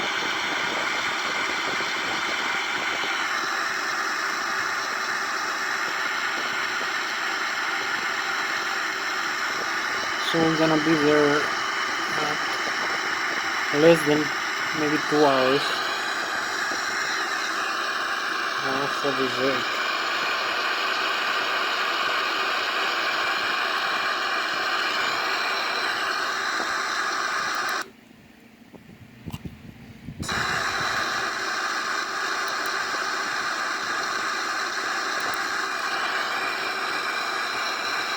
So we need to accelerate a little bit everything now.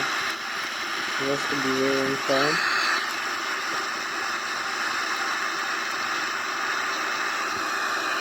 When we reach like the standard time of arrival.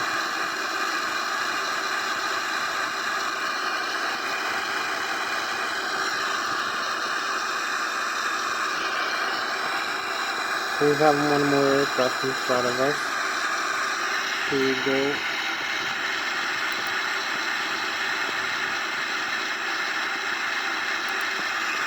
You can see the other aircraft. We have it in the navigation display. Over here. You can see the 50 north, 50 west. So this is 50 degrees north of the equator and 50 degrees west of the Greenwich meridian, which is the vertical line crossing the London. So here we have the other aircraft over here. Just flying through us.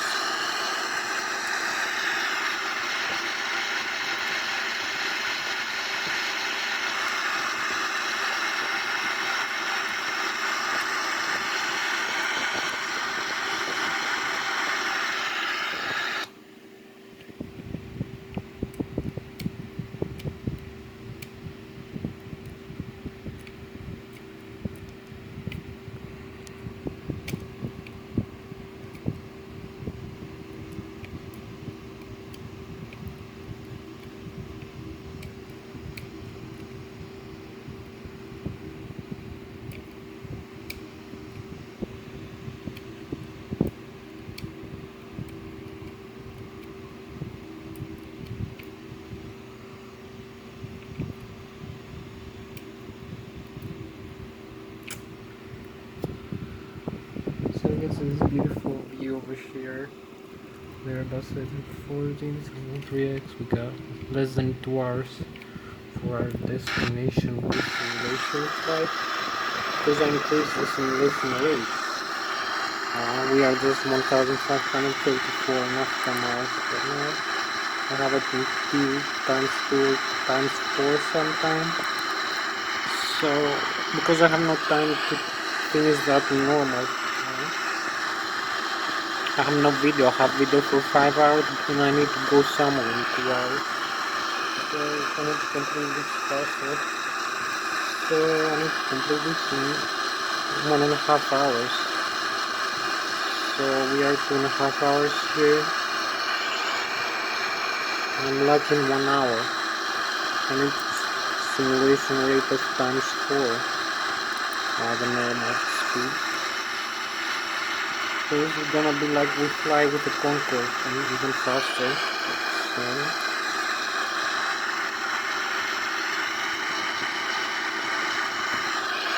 So Here you can see the 51 north, 49 west, 50 north. We explained this in another video. This is 40 degrees south of the equator. It's degrees equivalent to 1 nautical mile, 40 nautical miles. Sorry, you can see this clip here. There. Καλά, άστα εκεί πέρα, δεν πειράζει. Τώρα 1 λεπτό, περίμενε. Ναι, περίμενε 2 λεπτά. Περίμενε σου λέω 2 λεπτά.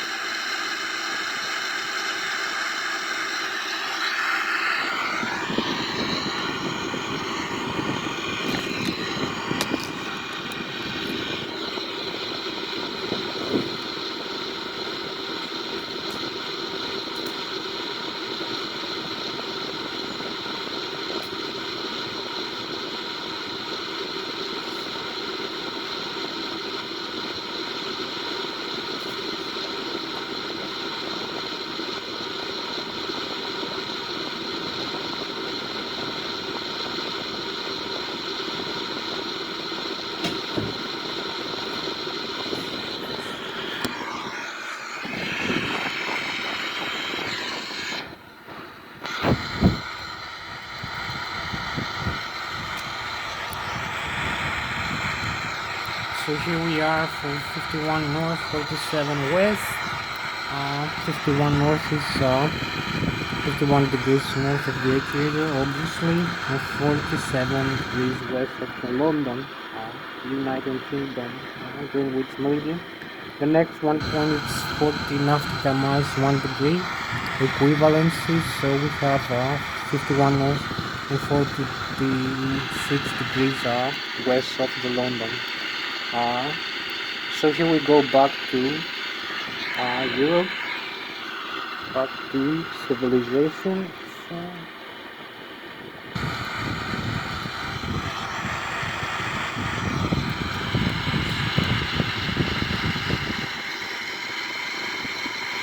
we only need like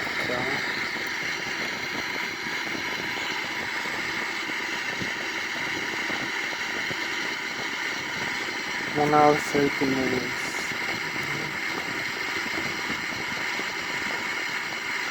It's actually 4.5 hours flight. Maybe 5 hours flight. In normal conditions, we're gonna make it times 1/3 the actual flight time. So when we cross the ocean, you can see very fast.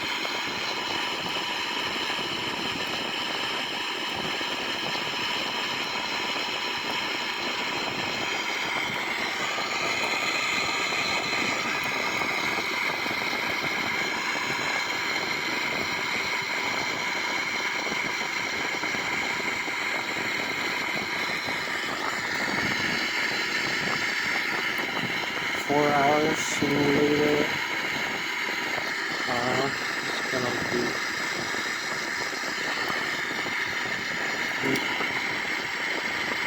still need quite a lot of time. I'll spare all my time for this flight.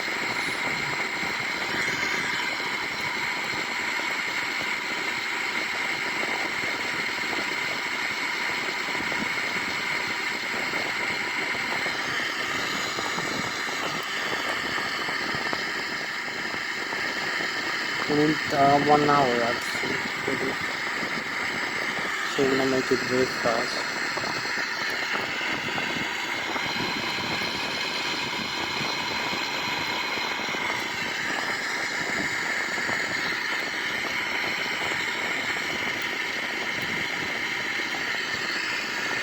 So this is 51 degrees 45 west, 45 degrees west of London. It's degree equivalent to 40 nautical miles. You can see in the map, exactly 40 nautical miles.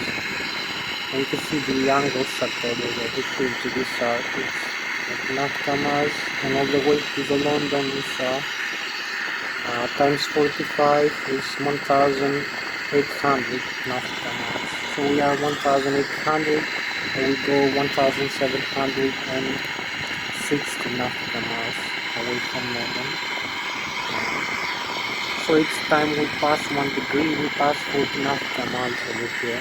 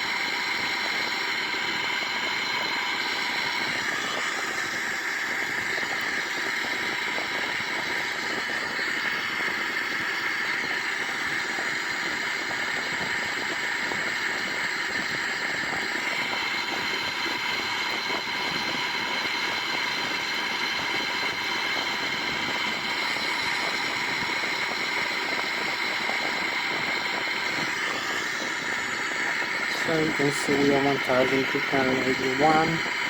We almost reached our half, cross half the ocean. In 1.5 more hours for this video to complete. So I need to be accurate and fast with the timing. So this is 4 hours. We'll do it in 2, we're gonna make it in 1.5. So when I reach 1.5 hours, I'm gonna reach all the simulation everything. More normal.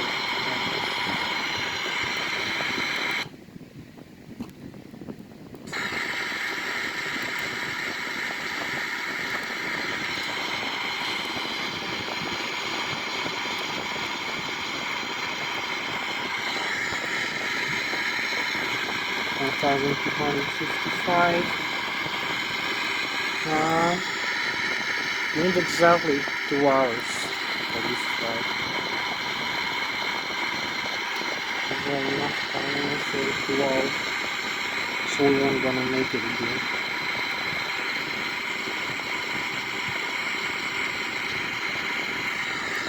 So I'm gonna show you a view of the ocean again.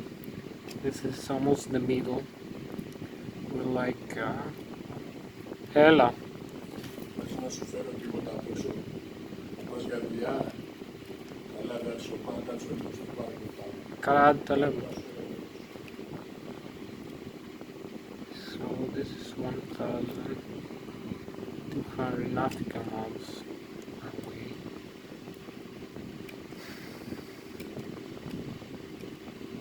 Here is the middle of the ocean almost.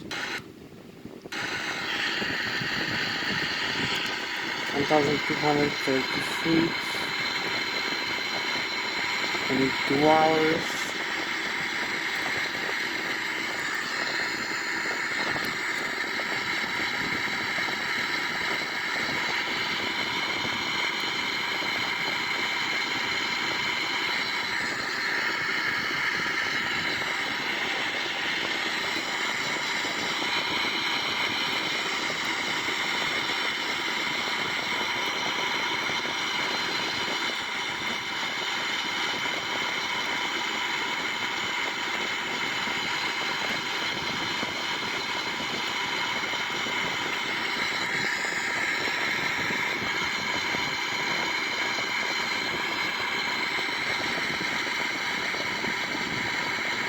We're exactly 2 hours.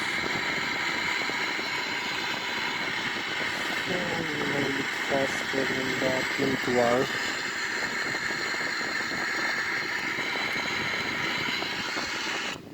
So let's see one more view outside.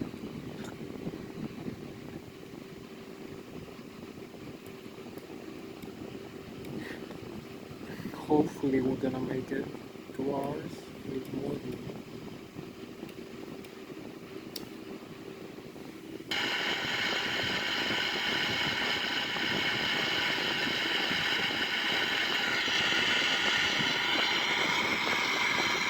So here we are heading. GPS view. Here we have it.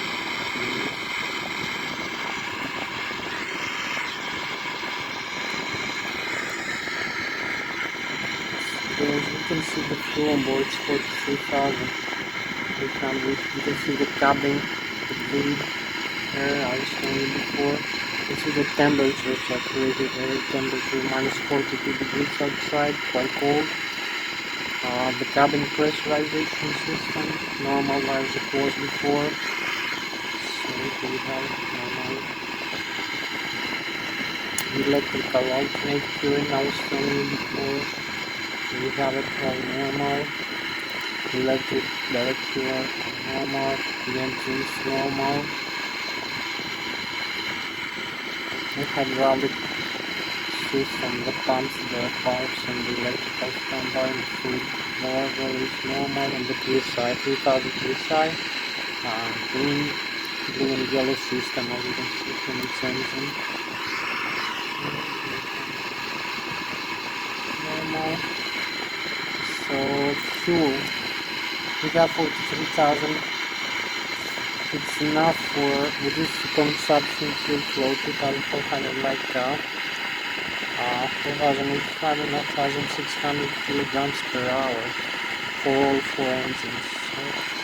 Center tank is empty. There is no fuel right now in the center tank. So the fuel is only fed from the wing tank, which have to be 1,000.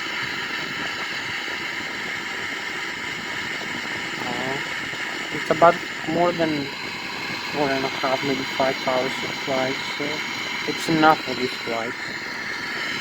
We need 4 hours to go in our destination and we have fuel for like 5 hours.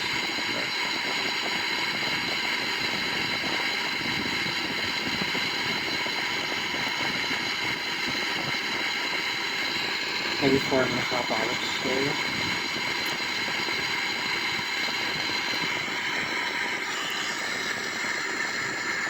we need cruise altitude increase, save some fuel, so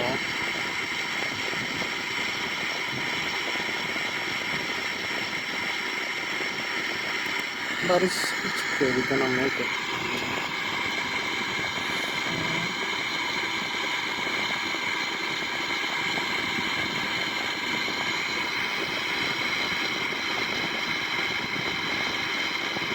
So we have 6,000 kilograms more. We have 45 minutes extra fuel, like that. So it's quite enough. So here we go. It's less than 2 hours. We cross this point, 52 north. Let's see, we are almost in the middle of the Transatlantic crossing. So we have 1 hour 30 minutes more. 2 hours over here. With this ground speed 530 knots. More than 2 hours. Simulated it's 1 hour. And then another 1 hour. So I'm gonna reach our simulation rate in 2. So we need to like get over there in 30 minutes and then 1 hour to 30 minutes. So we're gonna cross this point in a while. The mid-Atlantic. You can see we have total darkness right now. So this is the absolute ocean darkness. There is no light, it's in the middle of the ocean. This point over here, 52 north, 39 degrees west of London, maybe. So it's times 40 over to the next 48 degrees. It's 40 nafta miles, but 39 degrees to the London meridian makes it 78, 1,560 nautical miles to the London from this point here. So we can calculate our distance and our airspeed and many other factors. Ground speed also. You see how fast the clouds move as we move this simulation rate, it's times 4 the normal. So I have no time actually. So here we are in the middle of the Atlantic. This point here back to the Canada, or this point forward to the Ireland's the same distance to go. So it makes no difference, we can go either way.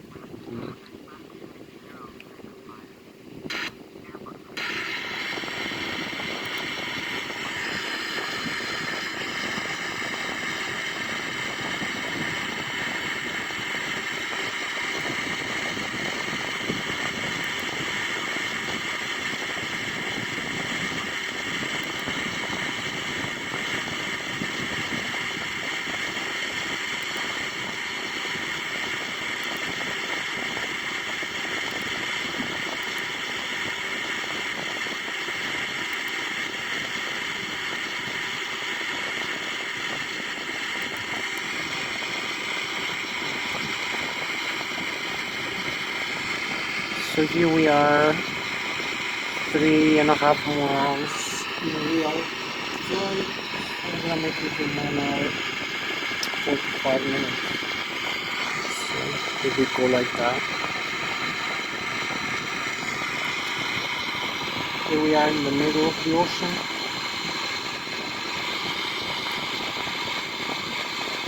It's so dark as you can imagine, it's 1 hour away from Cook Island.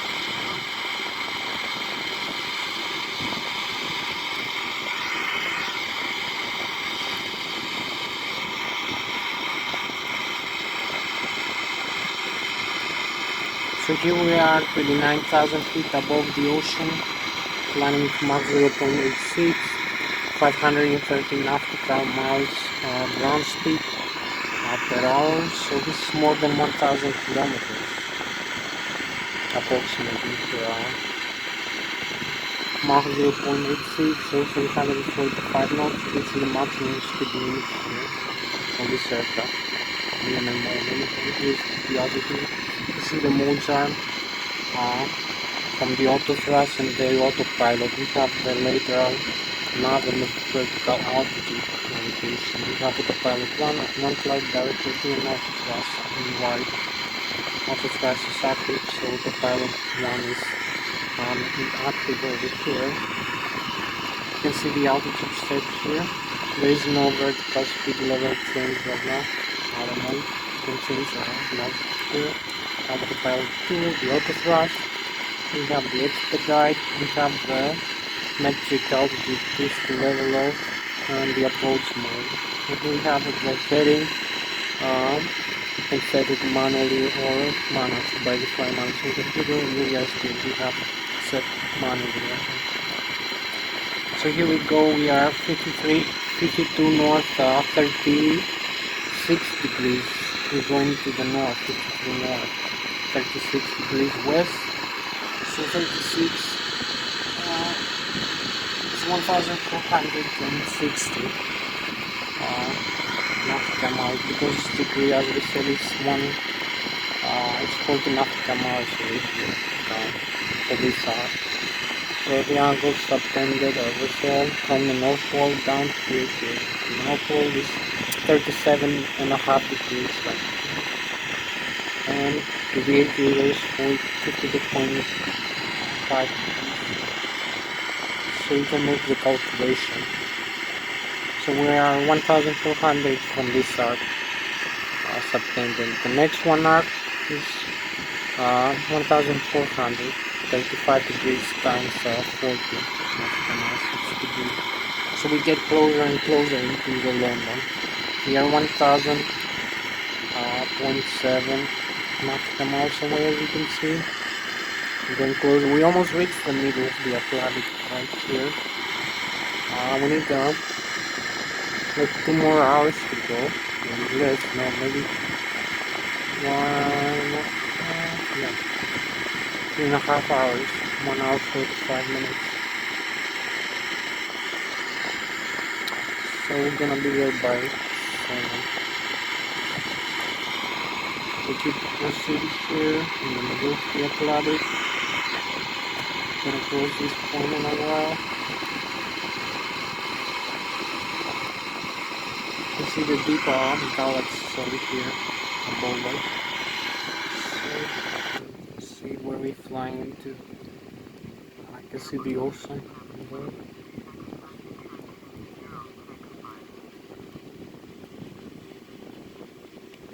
You can see where we're flying towards Ireland.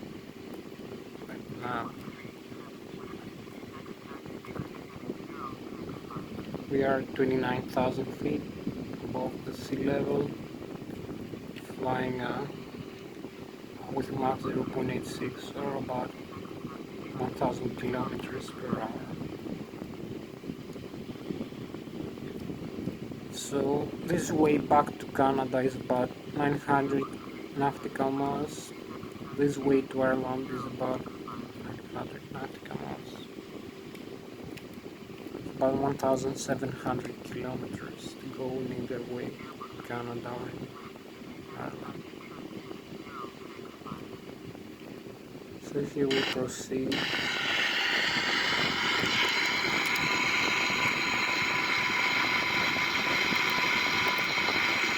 So here we are just 970, as I said, nautical miles away from port. So this is 2 hours in the real flight time with this airspeed. I can do it like that, but there is no time, so I have to use simulation or anything please. So I have the GPS again, display over here. You see we are flying in the middle of the ocean right now. So here we are.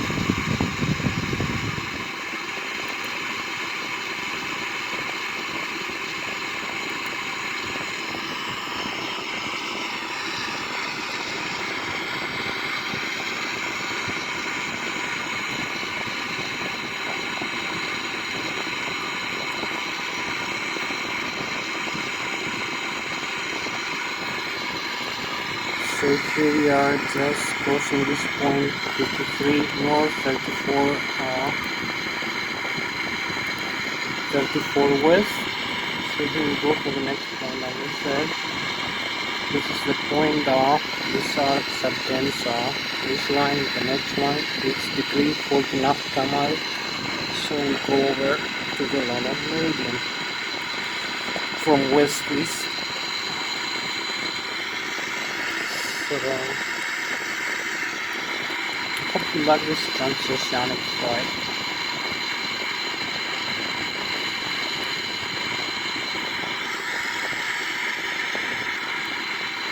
So right now we are 34 degrees west, so we are 1,306 nautical miles from this line to the London meridian. The next one is 40 nautical miles, next degree 33 degrees, 34 degrees, 6 degrees, nautical miles, and 32 degrees over here. You can see, maybe try and increase the range.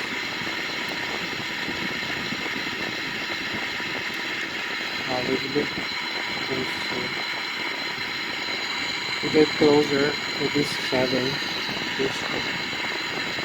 Now we don't know if it's southeast heading, but we're moving northward as we're going to port. It's quite awkward because we have different geomagnetics. The aircraft heading is also affected by it, so a bit different from the flight. We need a little bit more than 1 hour, 30 minutes.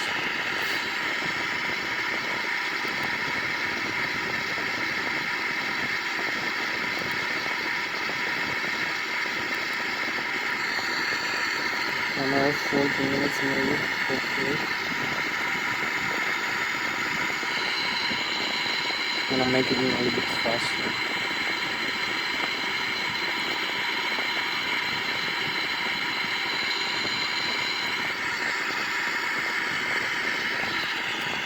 You can see here the deepest you can see the sunrise again. So you can see this with size one in Greenland. Just about 1,500 nautical miles away from North Pole. So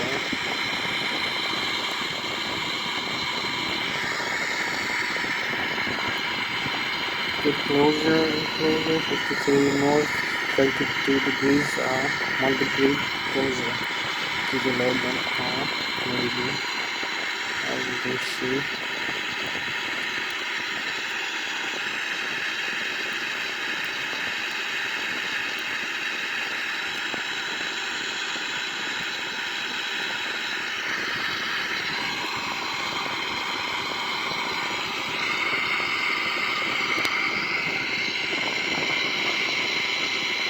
So we can see, now we are 32, because this line over here, we are 32 degrees times 40 nautical miles, 6 degrees. You can make the calculation. We are 1,280 nautical miles. We are 846 nautical miles away from port. Get closer now. So our destination is 1,635. We're gonna make it in like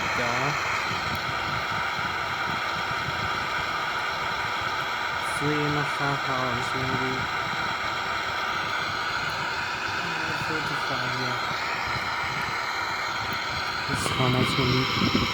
So the next one point is 54 degrees, 31 north, 53 degrees north, 31 degrees west. The next one is 30 degrees west, 1,200. So now we are 1,240 nautical miles.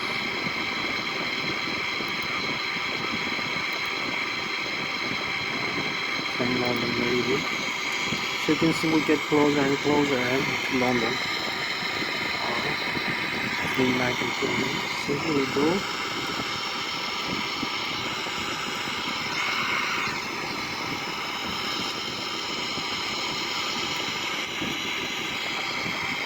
You can see the sunrise this way to the North Pole. We have the midnight sun. Now kind of a lot of galaxy. Star signs. This is the chemtrail. Nice view.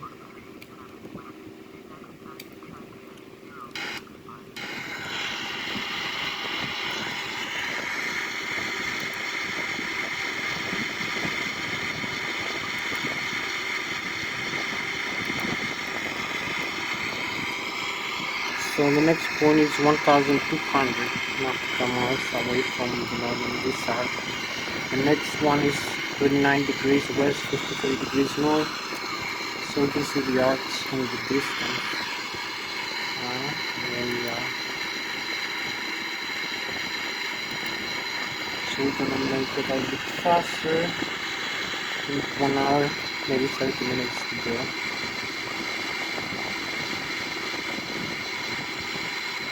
Exactly 3 hours in real simulation time. 1.5 hours simulated.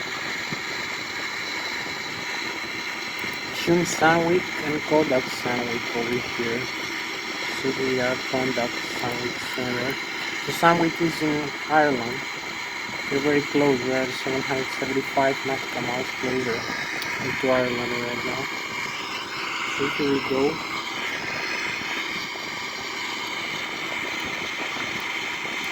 We still not have it in the GPS display. You can see.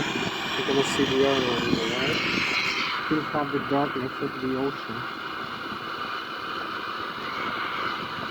and the turbulence.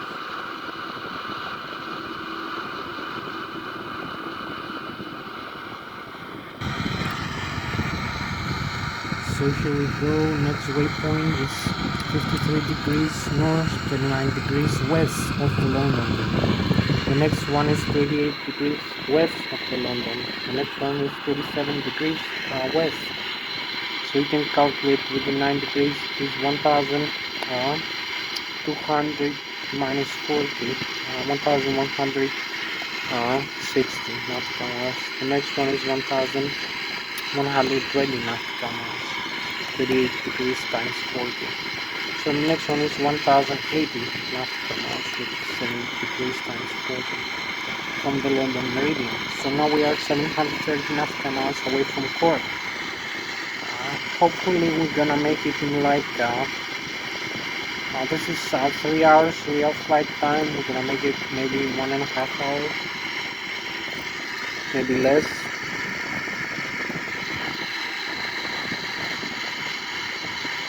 Now we are 1.5 hour in simulation rate.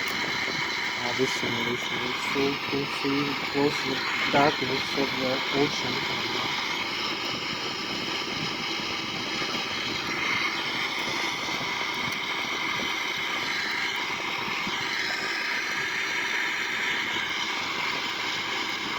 You can see the systems here are correct. The fuel used over here I told you before, 44,700. We still have 34,000 kilograms on board. So this is enough for this consumption, 2,380 kilograms per engine per hour. It's more than enough for like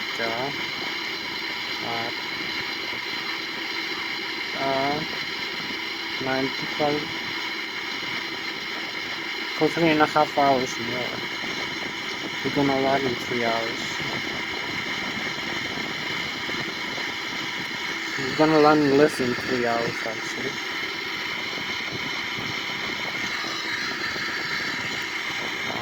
This yeah.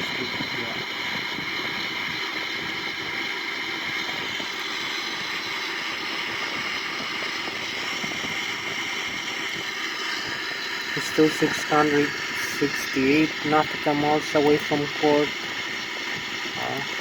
665, 3, 4, 67. Here we are 53 degrees 37 west. The next one point is 53 north, 36 west. So it's 36 degrees west and 53 degrees north of the ATO. 37 degrees south of the North Pole. So 36 degrees times 40. This is the 40 arc here. From the one waypoint to the next is 1 degree down. So it's 1,040 nautical miles away from London. So the next one is 53 degrees north and 55 degrees. It's 1,000 nautical miles away from London. For 2 hours with this speed, ground speed. This is the airspeed here. It's 0.86 knots or 345 knots, 39,000 feet altitude. This is the flight mode annunciated in the camera flight display. The horizontal and the vertical guidance of the autopilot and flight directors, and the fly-by-wire system. So we still use this to fly the Hatsios. So here we go for the next. We need like less than 1.5 hours to go.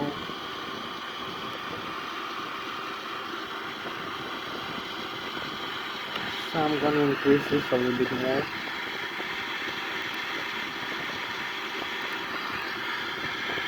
The simulation rate times 4 again. Here we are in the middle of Atlantic, as you can see.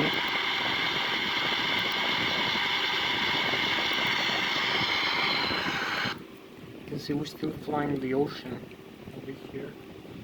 With Transoceanic or Transatlantic, call it as you want. We have some aircraft behind. So here we go. This way is Canada to the back. This way is Ireland and United Kingdom. You can see the galaxies here and the sunrise and the midnight sun over to the North Pole, Iceland and Greenland. So we are just 614 nautical miles.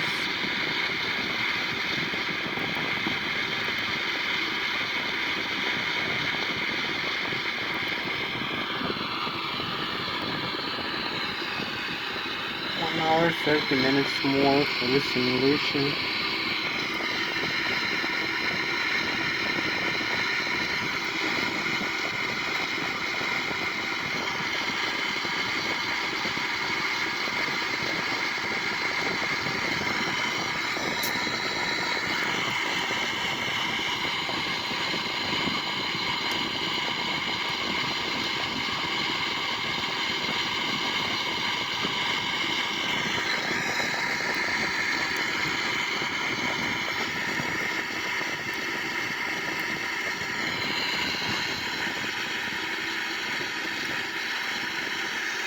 So here we are. This navigation display over here. We are now closer by 40 nautical miles, 1 degree. So this is the distance, 1000 nautical miles minus 40, so it's 960 nautical miles to London. Next one is 920.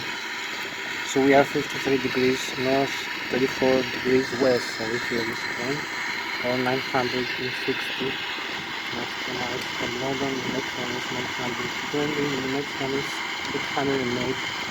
This one are 33 degrees north, 33 degrees west. Let's see the GPS reply. Our navigation system.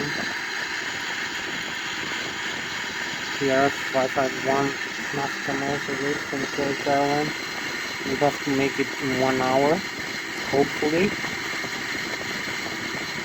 So it's 3 hours time, so yeah, I'm gonna make it in 1 hour, I believe.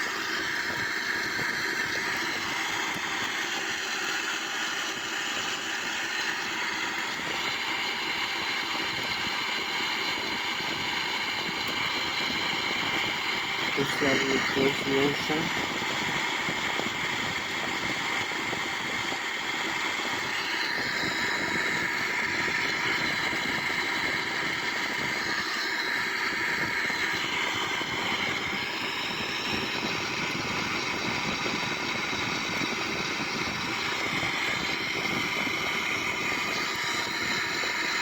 So we are 53 degrees north, 32 degrees west. So now we are 1000.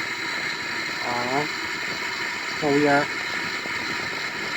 880 nautical miles away. The next one is 840 nautical miles from London. We are 506.2 from Ireland. So in a little while we're gonna see Ireland in front of us. So we reach this point over here. All the fuel used already. We have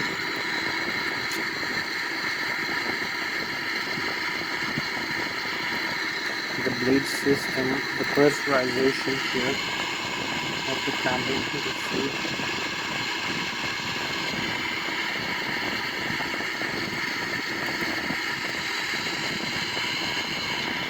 The ambience, electrical arcade tuning, and the electrical direction. And we have the hydraulics also, and the flight controls here. So I'm gonna leave this in the fuel section. We still have 30,000 kilograms on board for this flight, for this 3 hours flight,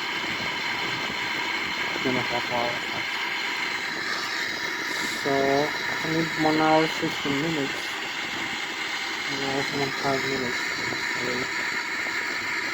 So right now we are 455 nautical miles away from Port Island. Keep going. Quite fast. Highway. Crossing the night Atlantic Ocean. You see?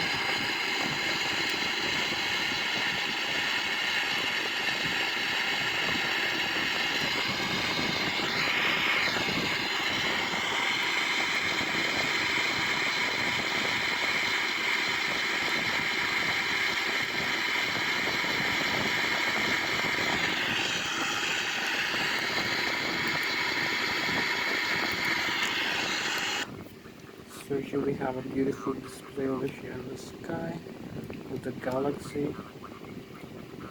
There is some aurora borealis also, and the chemtrail. The Airbus A340. We are at 39,000 feet above the ocean, the Atlantic Ocean.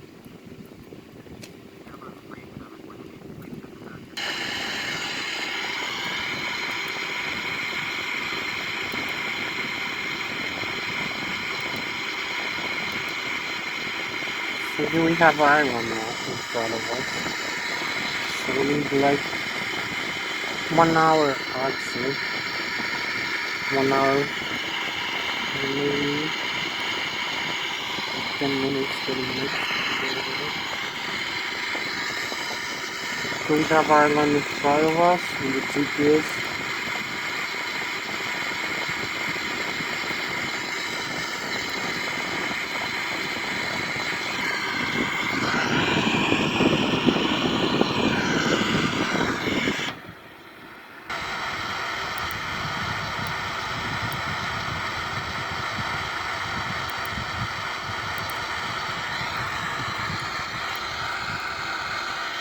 So here we go.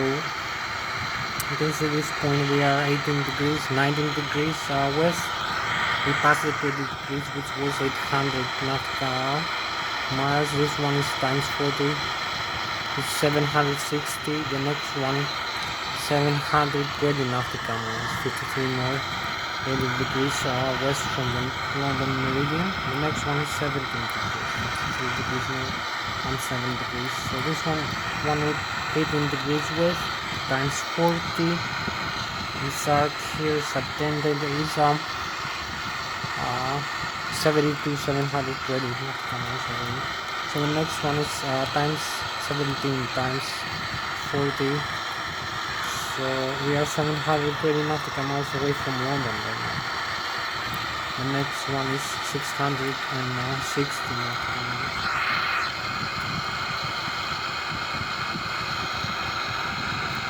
So here we go, deceleration rate. We're gonna make it, hopefully, quite fast.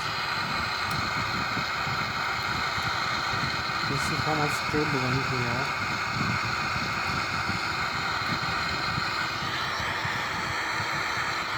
In this point, just before the island. The island of the United States and the US. So here we go. This point, it's 680 nautical miles away from London. This south, this 40 degrees south. The next one is 720. 680, 620.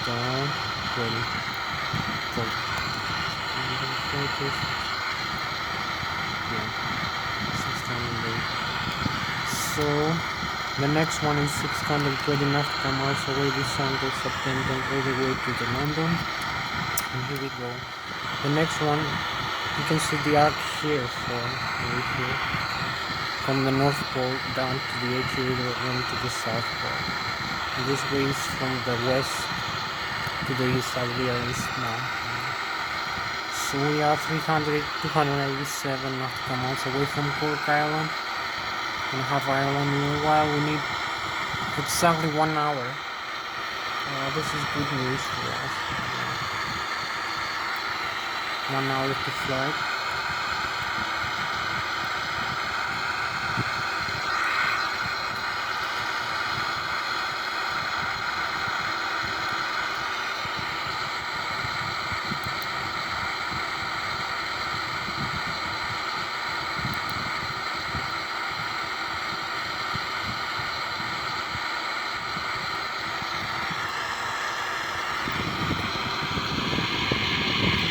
$272. We are just 30 minutes away from Ireland.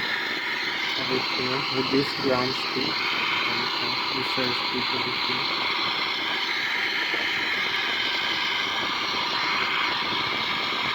So you can see here in the GPS we have Ireland. So maybe these are a little bit more of the map.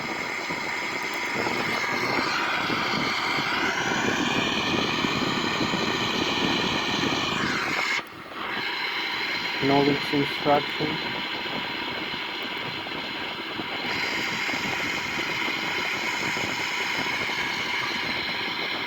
Knowledge cutoff. Contact Shannon Setter. King Shannon, here with King Island, 137, 500.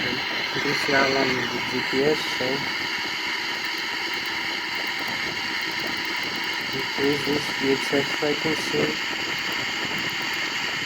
137, I've requested here.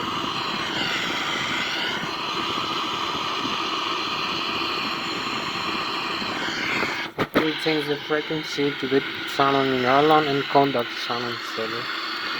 So here we go.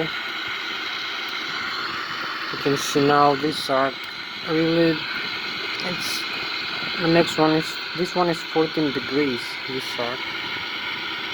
So it's 560 nautical miles from London. The next one 520 nautical miles away from London. We're still flying over the ocean. We're 211 nautical miles away from Cork.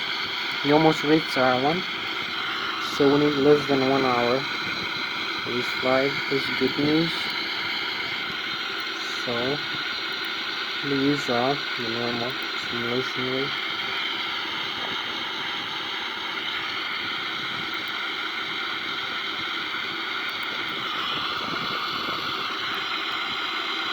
Still 197 nautical miles away from Ireland.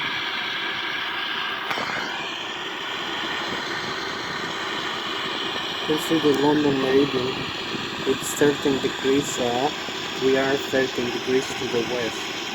13.5 degrees to the west of London. As we are in GPS here in the navigation display. You can count the aircraft and we're almost to the left again. It's quite a lot of approximations. So this angle is 520 degrees. It's 13 degrees times 40. It's degree. As we said, the next one is 12 degrees. It's 480 nautical miles away from the London. We can see London over here. You can see the United Kingdom and all. This is clear outside. We have Spain. We're in very good position. And maybe we're gonna make it before the hour. I really have planned, because this is what we actually want.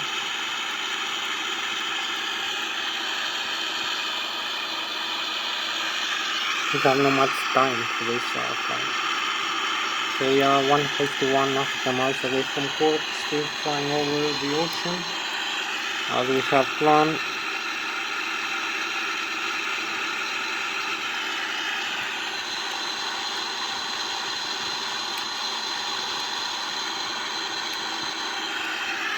We're almost there.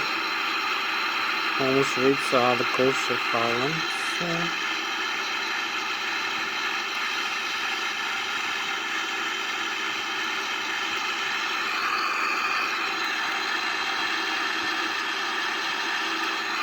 So we're less than an hour away.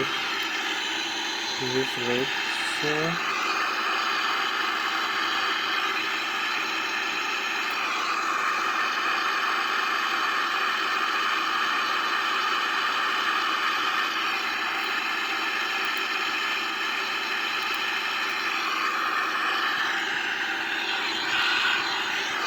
let's enjoy the fact we have reached Ireland here after we cross the ocean, the Atlantic. So here we are. We are 52 degrees north and 11 degrees west. Just 11 degrees times 40, 240 nautical miles. So we are just 40 minutes away, flight from here to London meridian. The vertical line from the North Pole down to the South Pole crossing the equator, so separating the west from the east and the west from the west to the east. So here we go, 103 nautical miles away from Cork. Here we go. You can see waypoints here, Transatlantic, North Atlantic tracks. And we use across the ocean.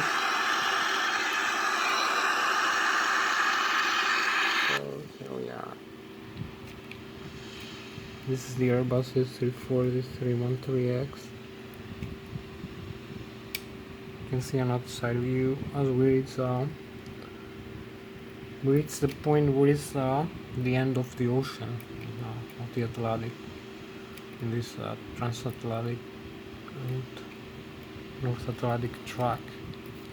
As we go into Ireland. Show beautiful view again. And we can see the island now, coastline.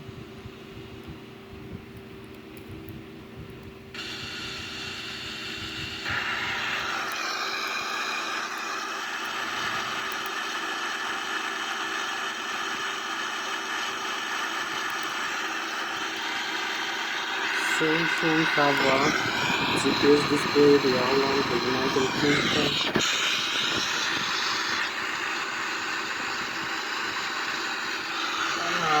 A way to go. Yeah.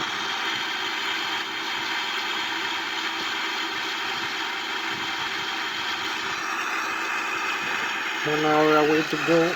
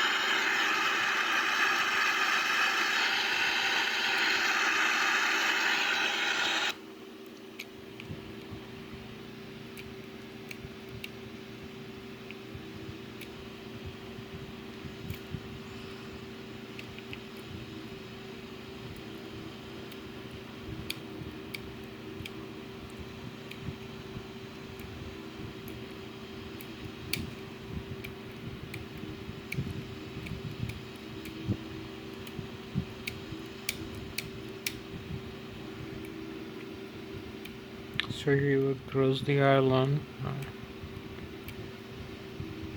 You can see a beautiful view of the galaxy above over here.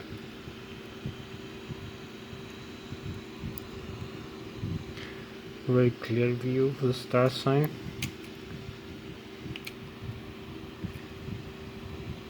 Still have the Atlantic Ocean behind. We're going over now, maybe Dublin and Belfast. And Cork, of course.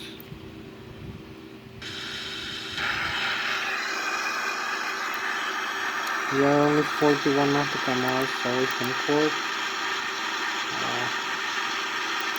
We have it in the GPS. It's beautiful view. So we have Ireland, we might put it together.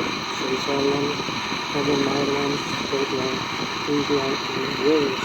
On the other side we have France and Spain, and maybe Portugal. These countries. And then this. So very good.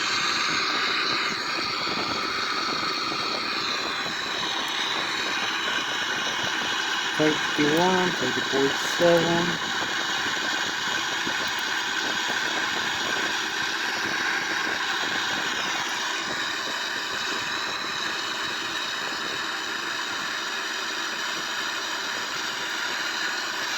So we're gonna be on time, hopefully, as we cross the island.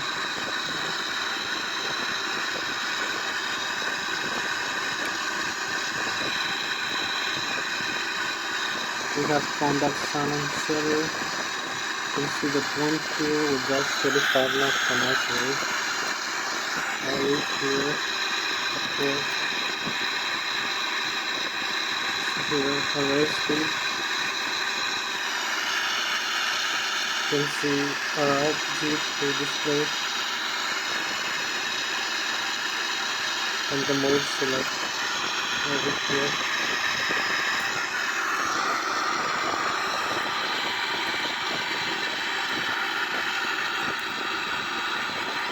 So here we are over United Kingdom. Now let's cut off. 8.8 June sun on Saturday on 132 point. So come over here again. 132 point. Tune and Kodak sun Saturday. Here we go.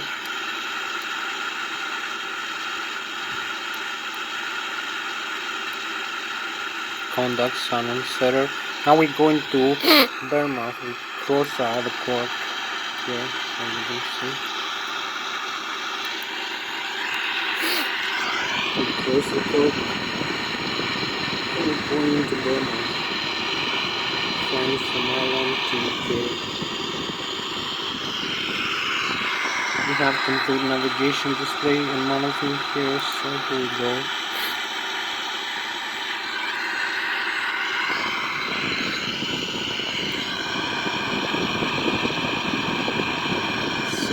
close this normally. As we see,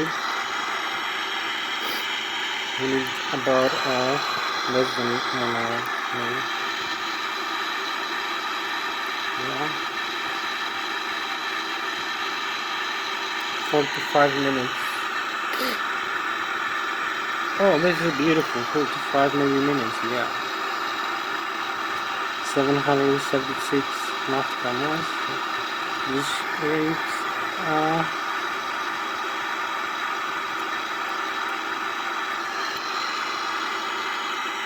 45 minutes. Very good simulation rate. So here we leave Ireland in the back. We pass out the cork here. It's done. We pass maybe Dublin.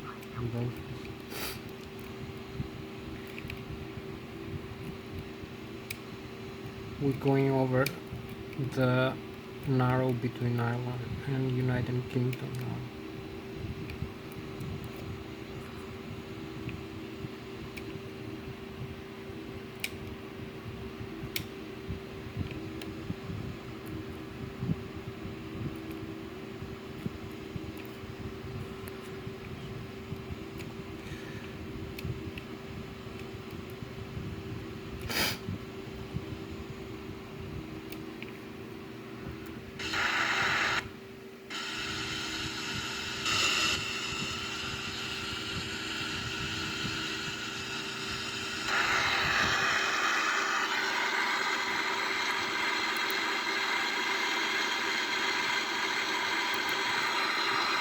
Here's United Kingdom, we pass through Ireland, we're going to UK, England, Scotland, and Wales, another two.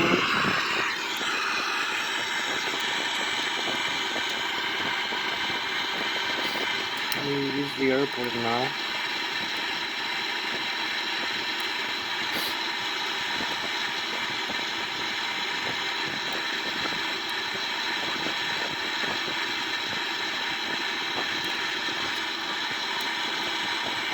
You can see the airports in UK, all these purple displays, names. So we have somewhere it's Bournemouth, EG8C, EGHR, EGH8, and somewhere it's EGHL. So EGL is London, Heathrow. So here we go, EGC3, EGX. So we have an aircraft flying 1,000 feet above us here. You can see we have spotted in front of us. Where is it? Tune Manchester. Okay. Again, the flight following, flight planner. So let's find the route. Here is what we did now. Cross the ocean and look where we are. And where we go now. After crossing all this from New York over here to Canada. So O'Gallon first. Cross Yarmouth, Halifax International. We pass Halifax. We pass Buena Vista, Gander. We pass the Ireland here, Cork, Ireland, and we go into UK. Go down to Zurich. So load the same one we have. Okay.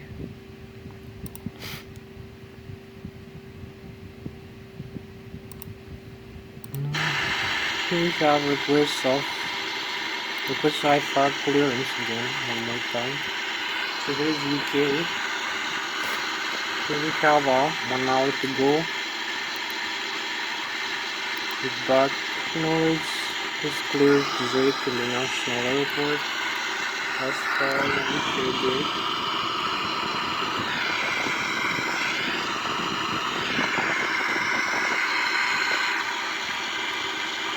Acknowledge instruction. The right fully. Resume navigation before within 5 years. Maintain request altitude increase. 4,000 feet. 90. Request Manchester Sunday. Airbus 7 was request 190. Acknowledge this instruction. So here we go.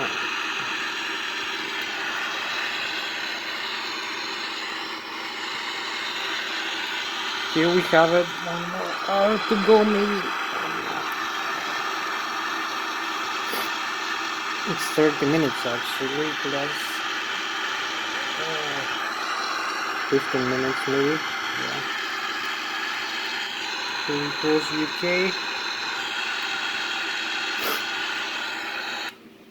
Here we are crossing UK after Ireland. We have Scotland over here on this side.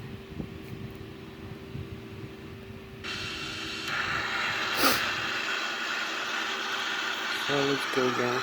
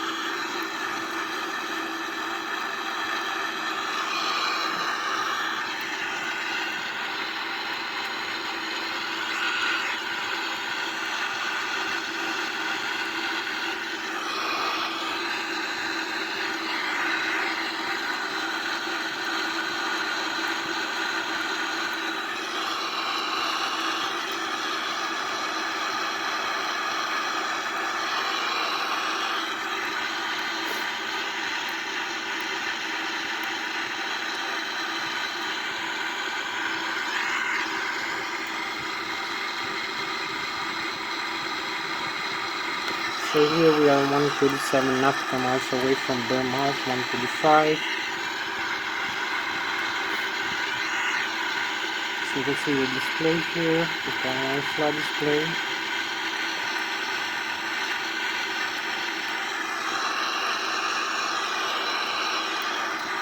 So here we go, this simulation rate, it's less, it's 185. Oh, we're flying over United Kingdom right now. So here we have Scotland on this side,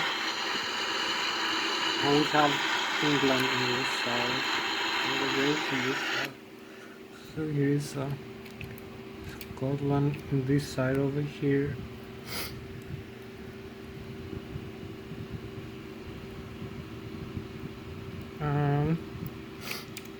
We have England here, quite many lights, quite beautiful indeed. And Wales. How are we going to Wales? So this is United Kingdom. Let's see a better view of that. We have another traffic over here. Maybe see it in the navigation display. So GPS panel again. You see this line. And now we have France, Netherlands, Spain, Germany, and Belgium in front of us, and Denmark far away.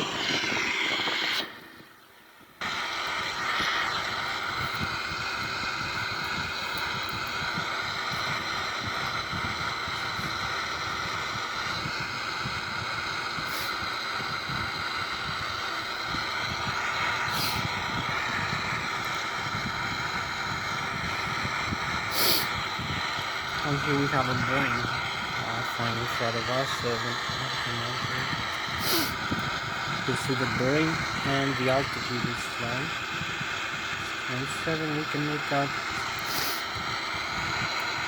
Oh, here we have it in the navigation display. Here we have the traffic in front of us. Look how it is the race. Ready? You're gonna see the Boeing over here. It's far away from us.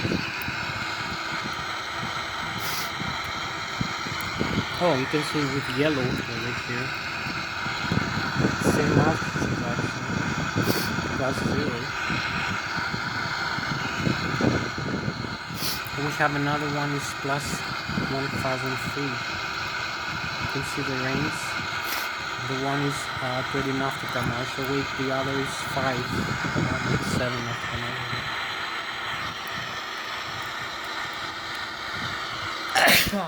I guess we fly faster than they do, so we're gonna overshoot this aircraft. This aircraft over here. And we have the traffic, you can see. It goes through. Oh, report them inside. We have to report the traffic inside because we are very close actually, so that's on this team now. You can see where they are, the other airplanes.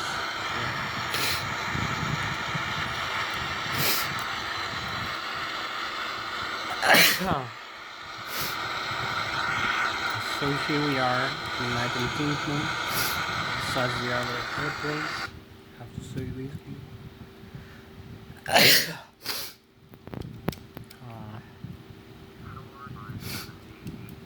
You can see the other aircraft here.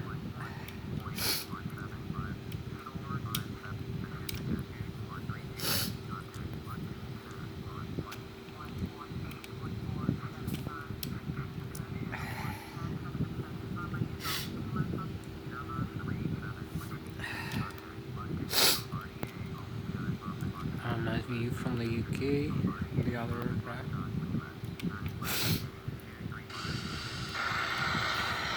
Now it's kind of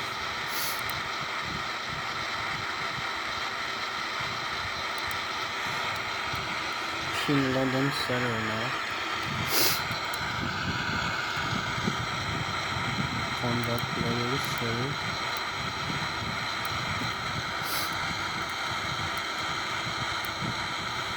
So we are very close to Bournemouth now. You see, this is Bournemouth. So 33 miles away, we are 1 hour, exactly 30 minutes with this acceleration rate. So we are in very good position right now.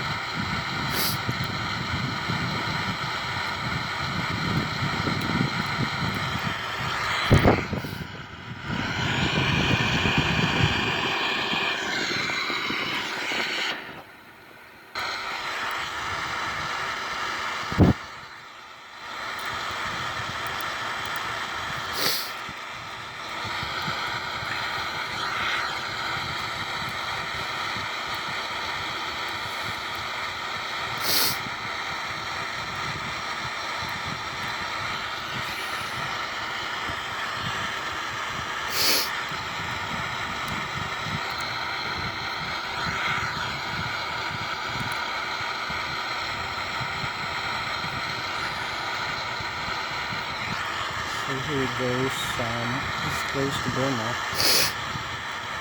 There's some approach and then the Vienna approach. Here we fly over United Kingdom, England. Quite big, quite huge. Quite time to fly over it. We have London on this side, maybe. Yeah, far away. And we have Bournemouth over here. So we're gonna have a nice, beautiful view of Bournemouth. I like this here. You do like it too.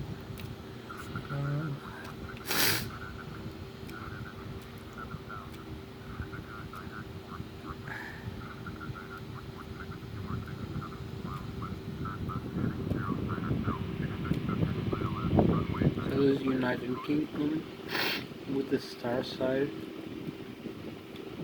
and the monk below us. Let's see.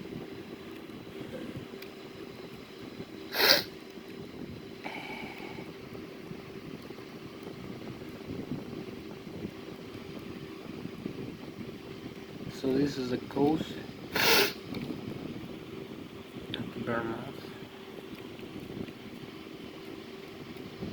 29,000 feet, Mach 0.86, 1,000 kilometers an hour. The Airbus A340 will leave behind us Burma.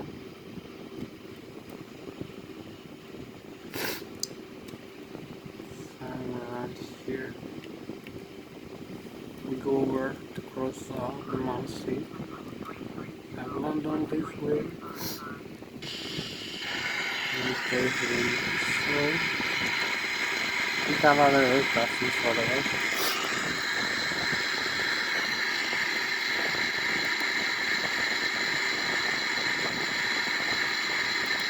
So here is another traffic in front of us.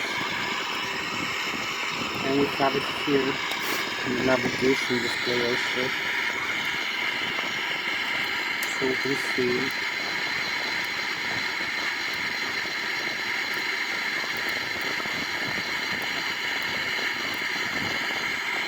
report traffic inside. So here we have it inside both visually and this display. So it's going behind us. This aircraft is plus 900 feet. So going behind us. So we're gonna increase the rate. Have other aircraft. So next point is MTD, is in France, and on 4 degrees warm. They have additional directional links to see MTD here. The radio navigation screen 108,900 and frequency 4 ADF frequency of 0.3. So we are correct to flight plan and so we leave behind the UK. We have another traffic over here, plus 4,000 feet above us. And in front of us over here. Here we crossing. We have a traffic. 33,000 feet. Just 4,000 feet above.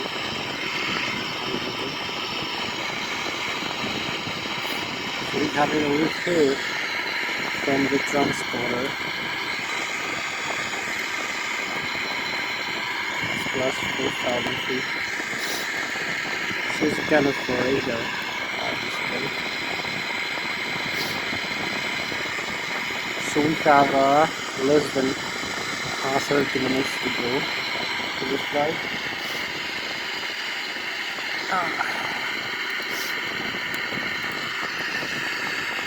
So here we left United Kingdom. We have the narrow between UK. We have France this way. We now fly France. Here we go.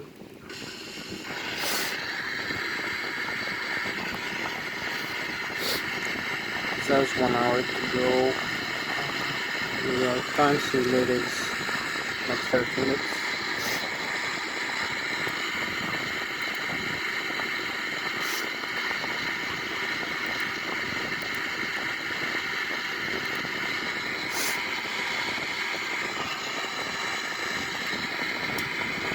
So here we go. We've left the United Kingdom and we're going over France all the way from Switzerland. Now let's head off to Paris Center here. Contact Paris Center.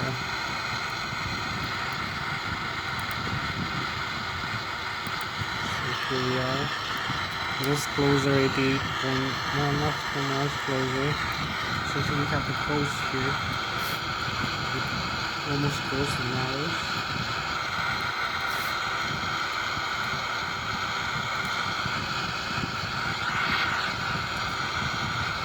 We have the galaxy. see above us. Report traffic inside. We have all traffic inside.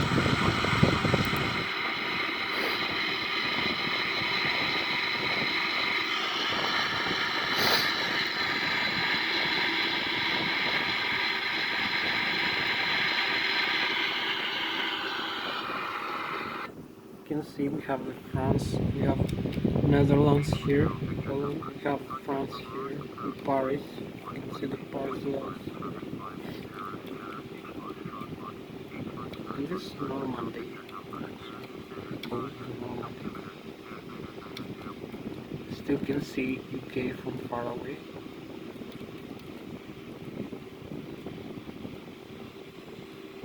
So this is France here. We're gonna overfly France a lot. One big distance. This is Netherlands, Holland, Hollandia. We overlap Hollandia. So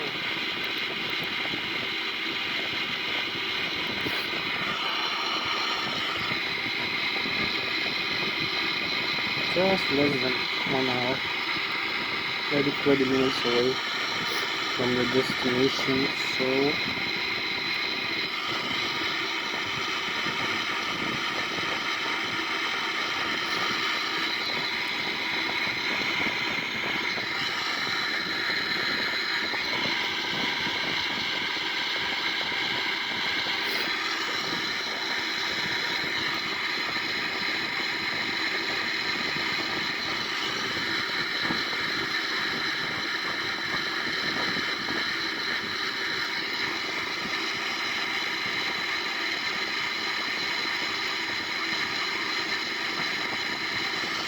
I got Paris setter, acknowledge cutoff.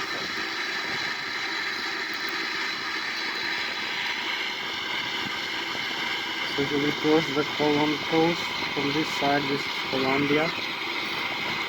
The other side is France. Here we are. Hollandia. This side. France in this side.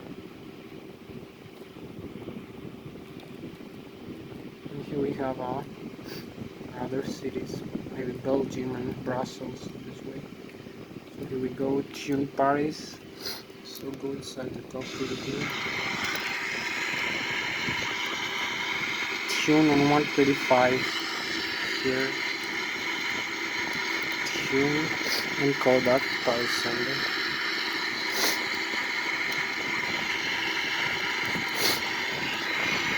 So we are very close up to our destination, maybe closer than we think. So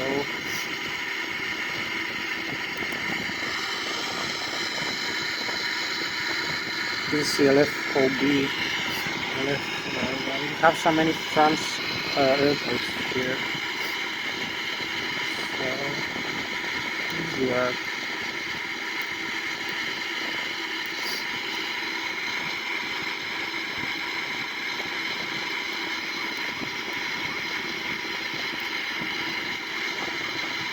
So we have many French airports, so this LF is French airport.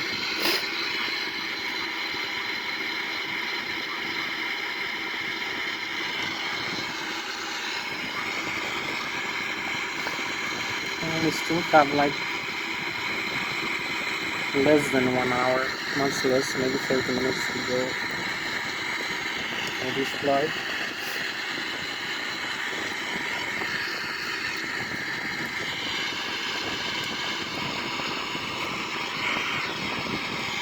One beautiful view outside.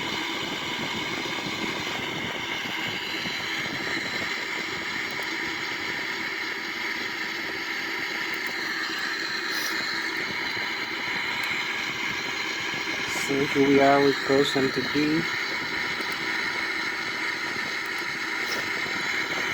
We go to the next waypoint.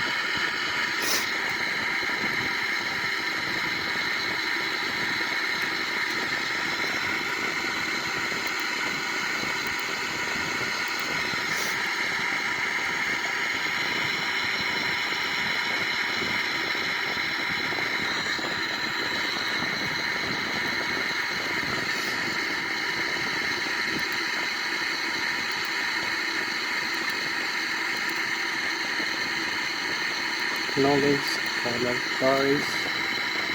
So here we are.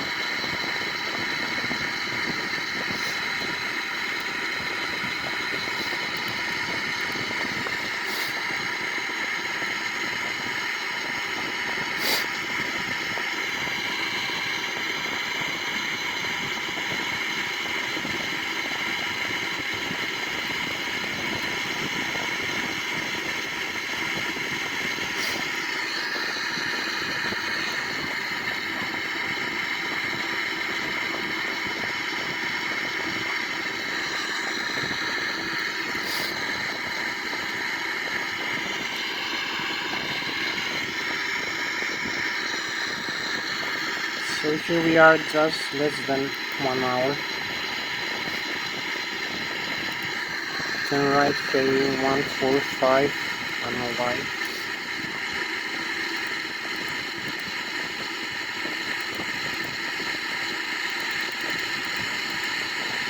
Knowledge instruction.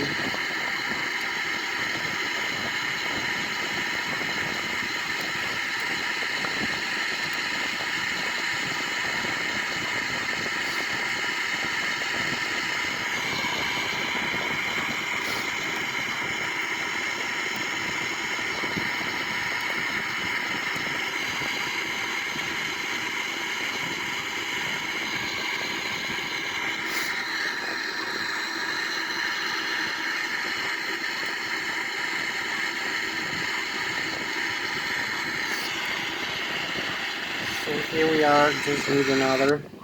Here we are flying France now, Belgium. This side is France, we can see Paris. We have Paris, huge.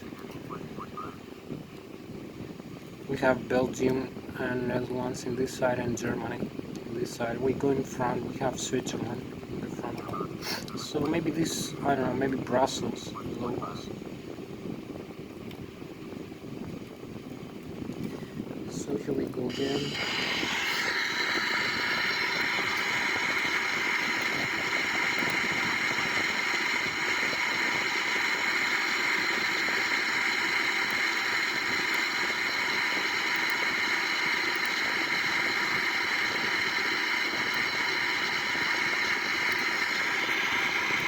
So you can see the airport here, we are very, very close to the airport actually.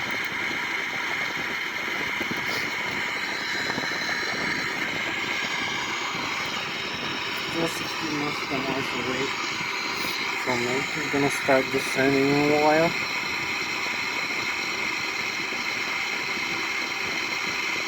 You can see the airport here, displaying the navigation display. And the approach we're gonna follow.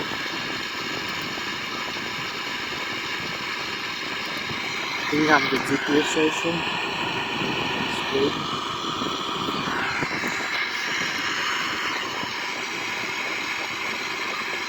So here we are 100 maybe nautical miles closer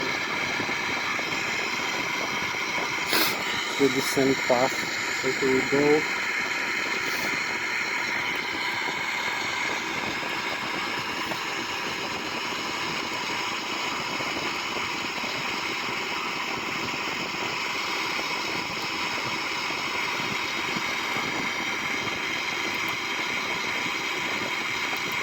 Team lanes and conductor and setter. Here we have another aircraft very close to us.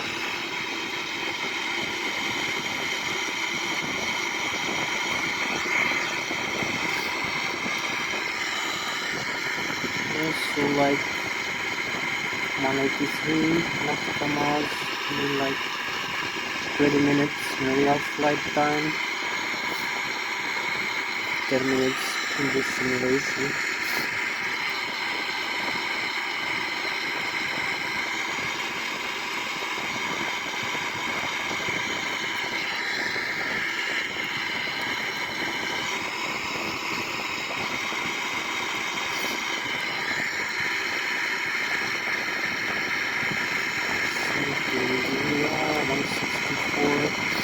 Just closer and closer. 160, here we are. Let's see how close we are to the airport right now.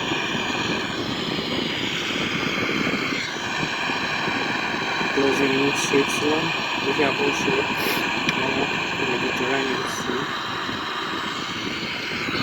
So here we are, just very close. Top of the sun. Very top of the sun.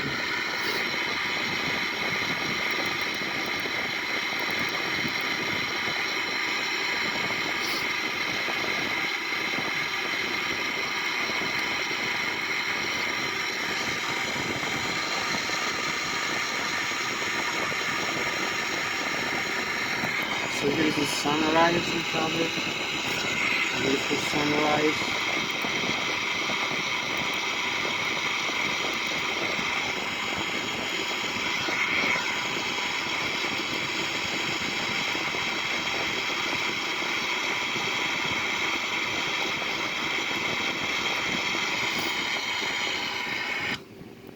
So here we go.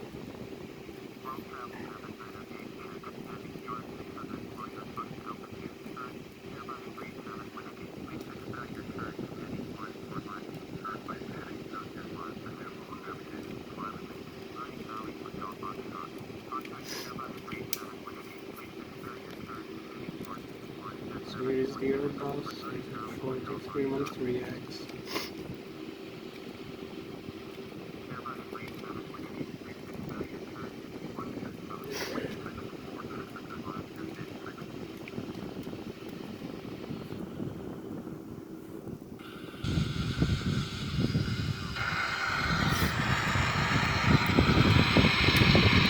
So here we are, 107 nautical miles away.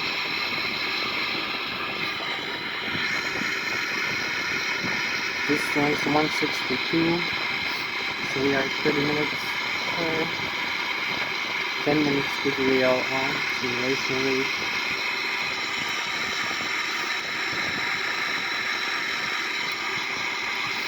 Expedite turn 145. So turn 145 here.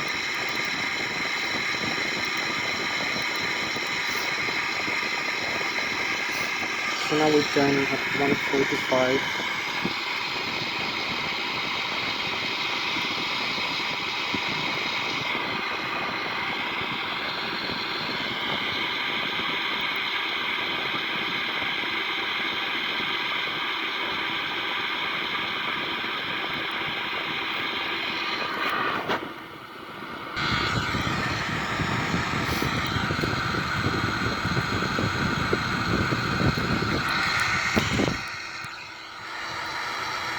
We just enter this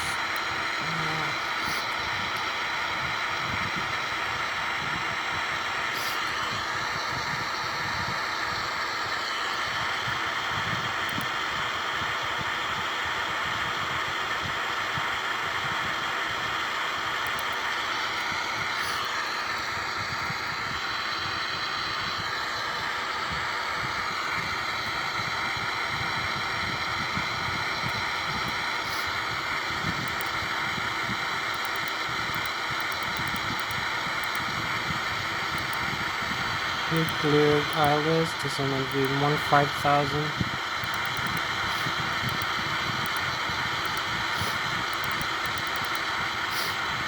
Now it's cut off. So here we go.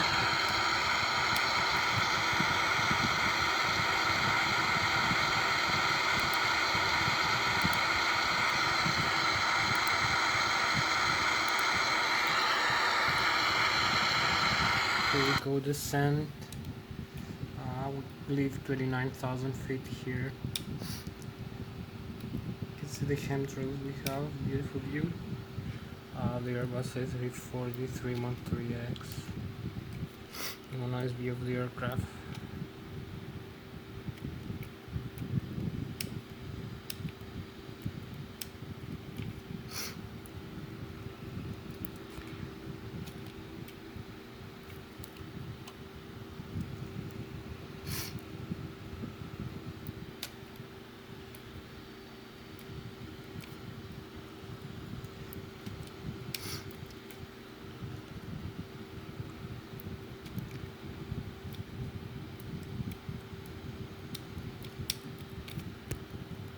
So here we go.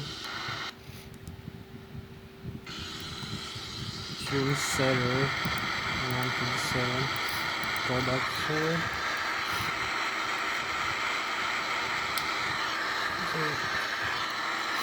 Use lower speed.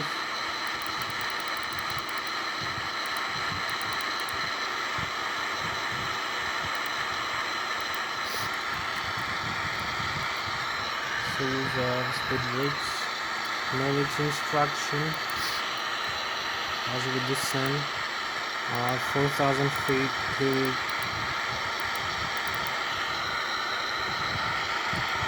So we have 10 more minutes to go maybe. Progress performance activate and confirm. Knowledge approach phase. Exit. And product zero. So we go closer.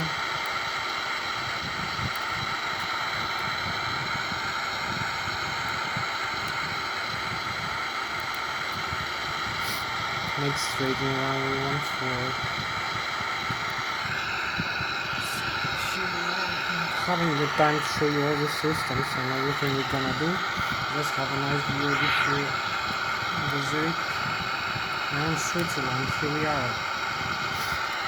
Past 35,000 feet here. Left the chemtrail behind us. So here we are as we descend.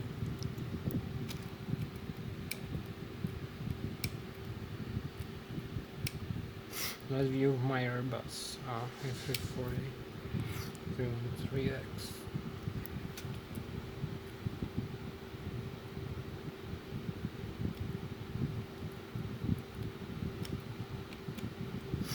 Knowledge pattern entry.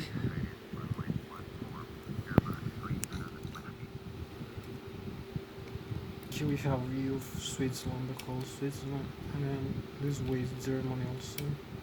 So here we descend.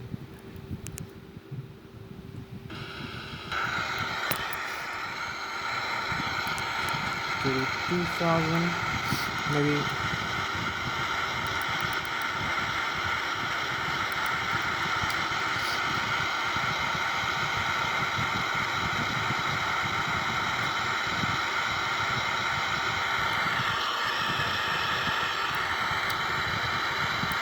Performance activate and confirm.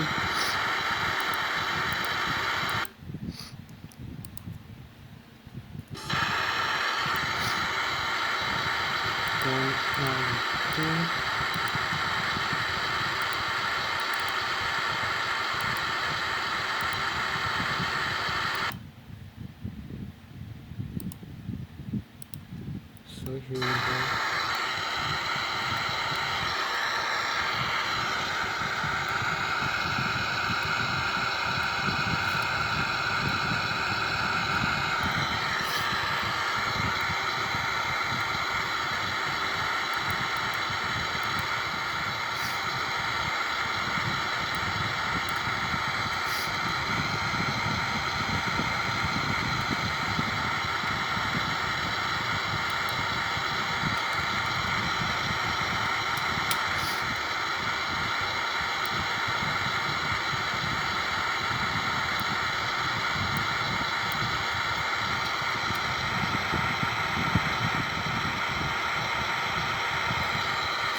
Like 10 more minutes to go.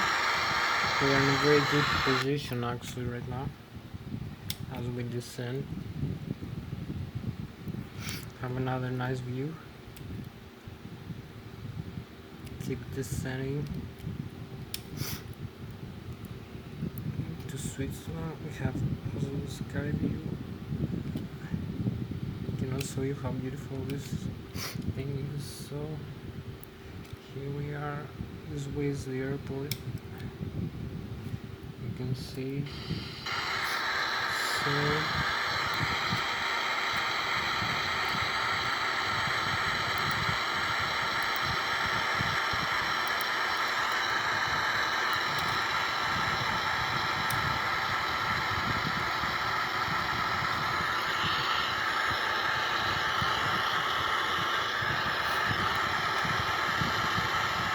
flying manually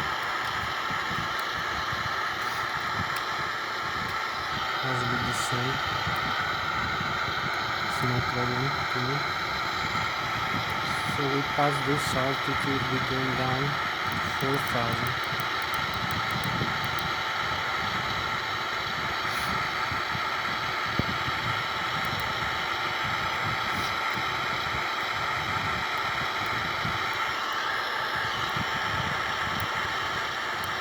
So I'm gonna use the localizer here.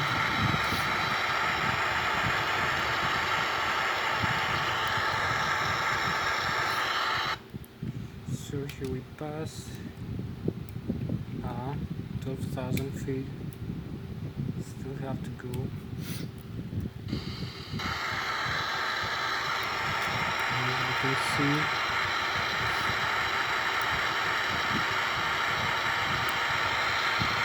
oh, we are in a good position.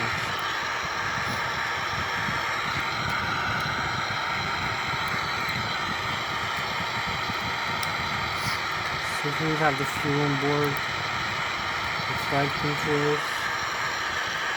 I'm going to use the speed brake over here. Slow down the aircraft a little bit.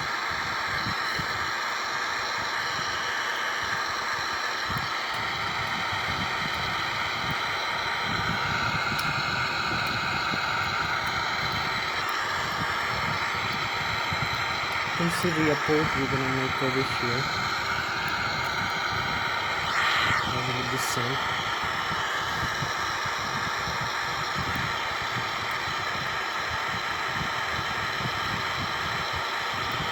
So now we have the right airspeed over here.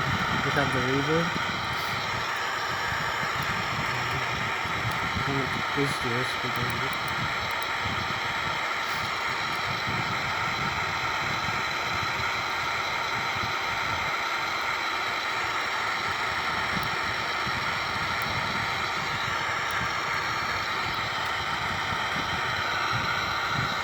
So here we are.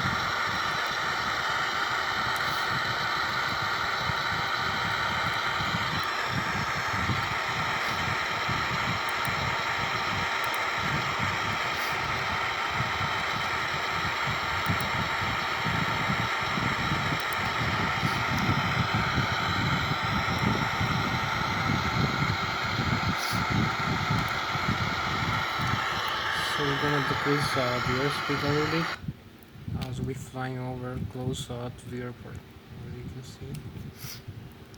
So this is the Airbus A340 313X. One more time, beautiful view. As we're going down to Zurich.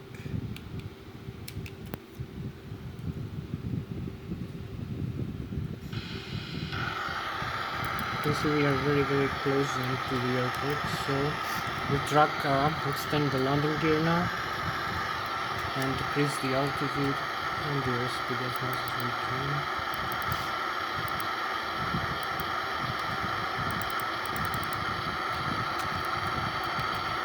So here's the view.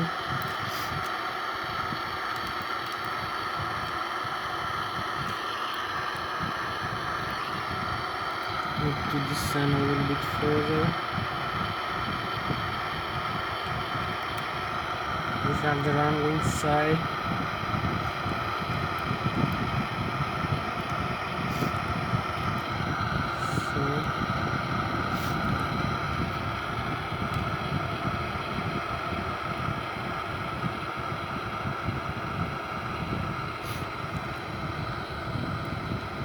So we pass 6,000 here and we make it straight in for the runway. Here we are.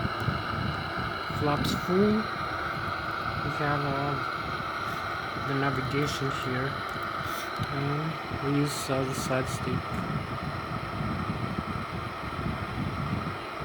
to maintain the controls.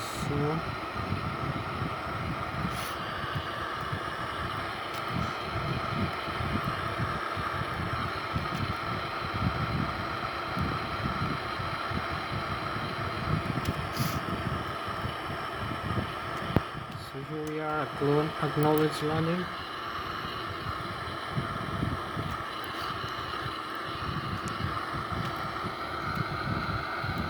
are going in straight into the runway. As you can see, here we have an outside view. Make a steep approach, as you can see, because we were a little bit higher, so we need to fix this.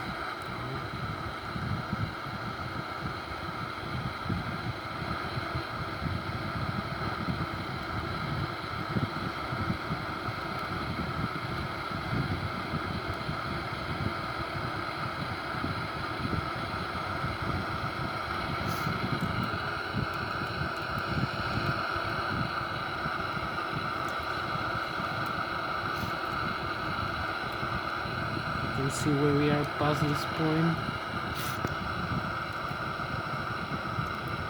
Make a visual in.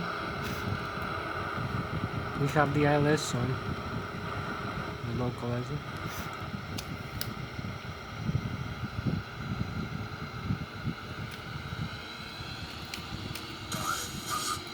So here we are.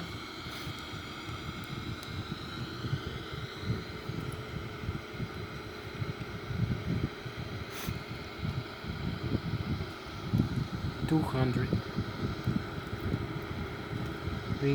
100, 50, 154, 10, and here we are.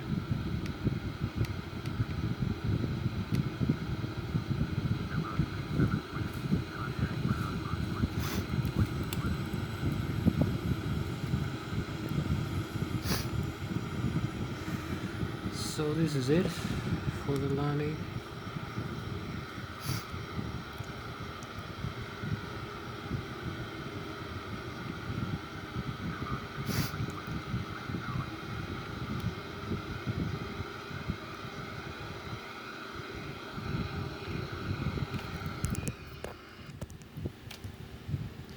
Here we made it.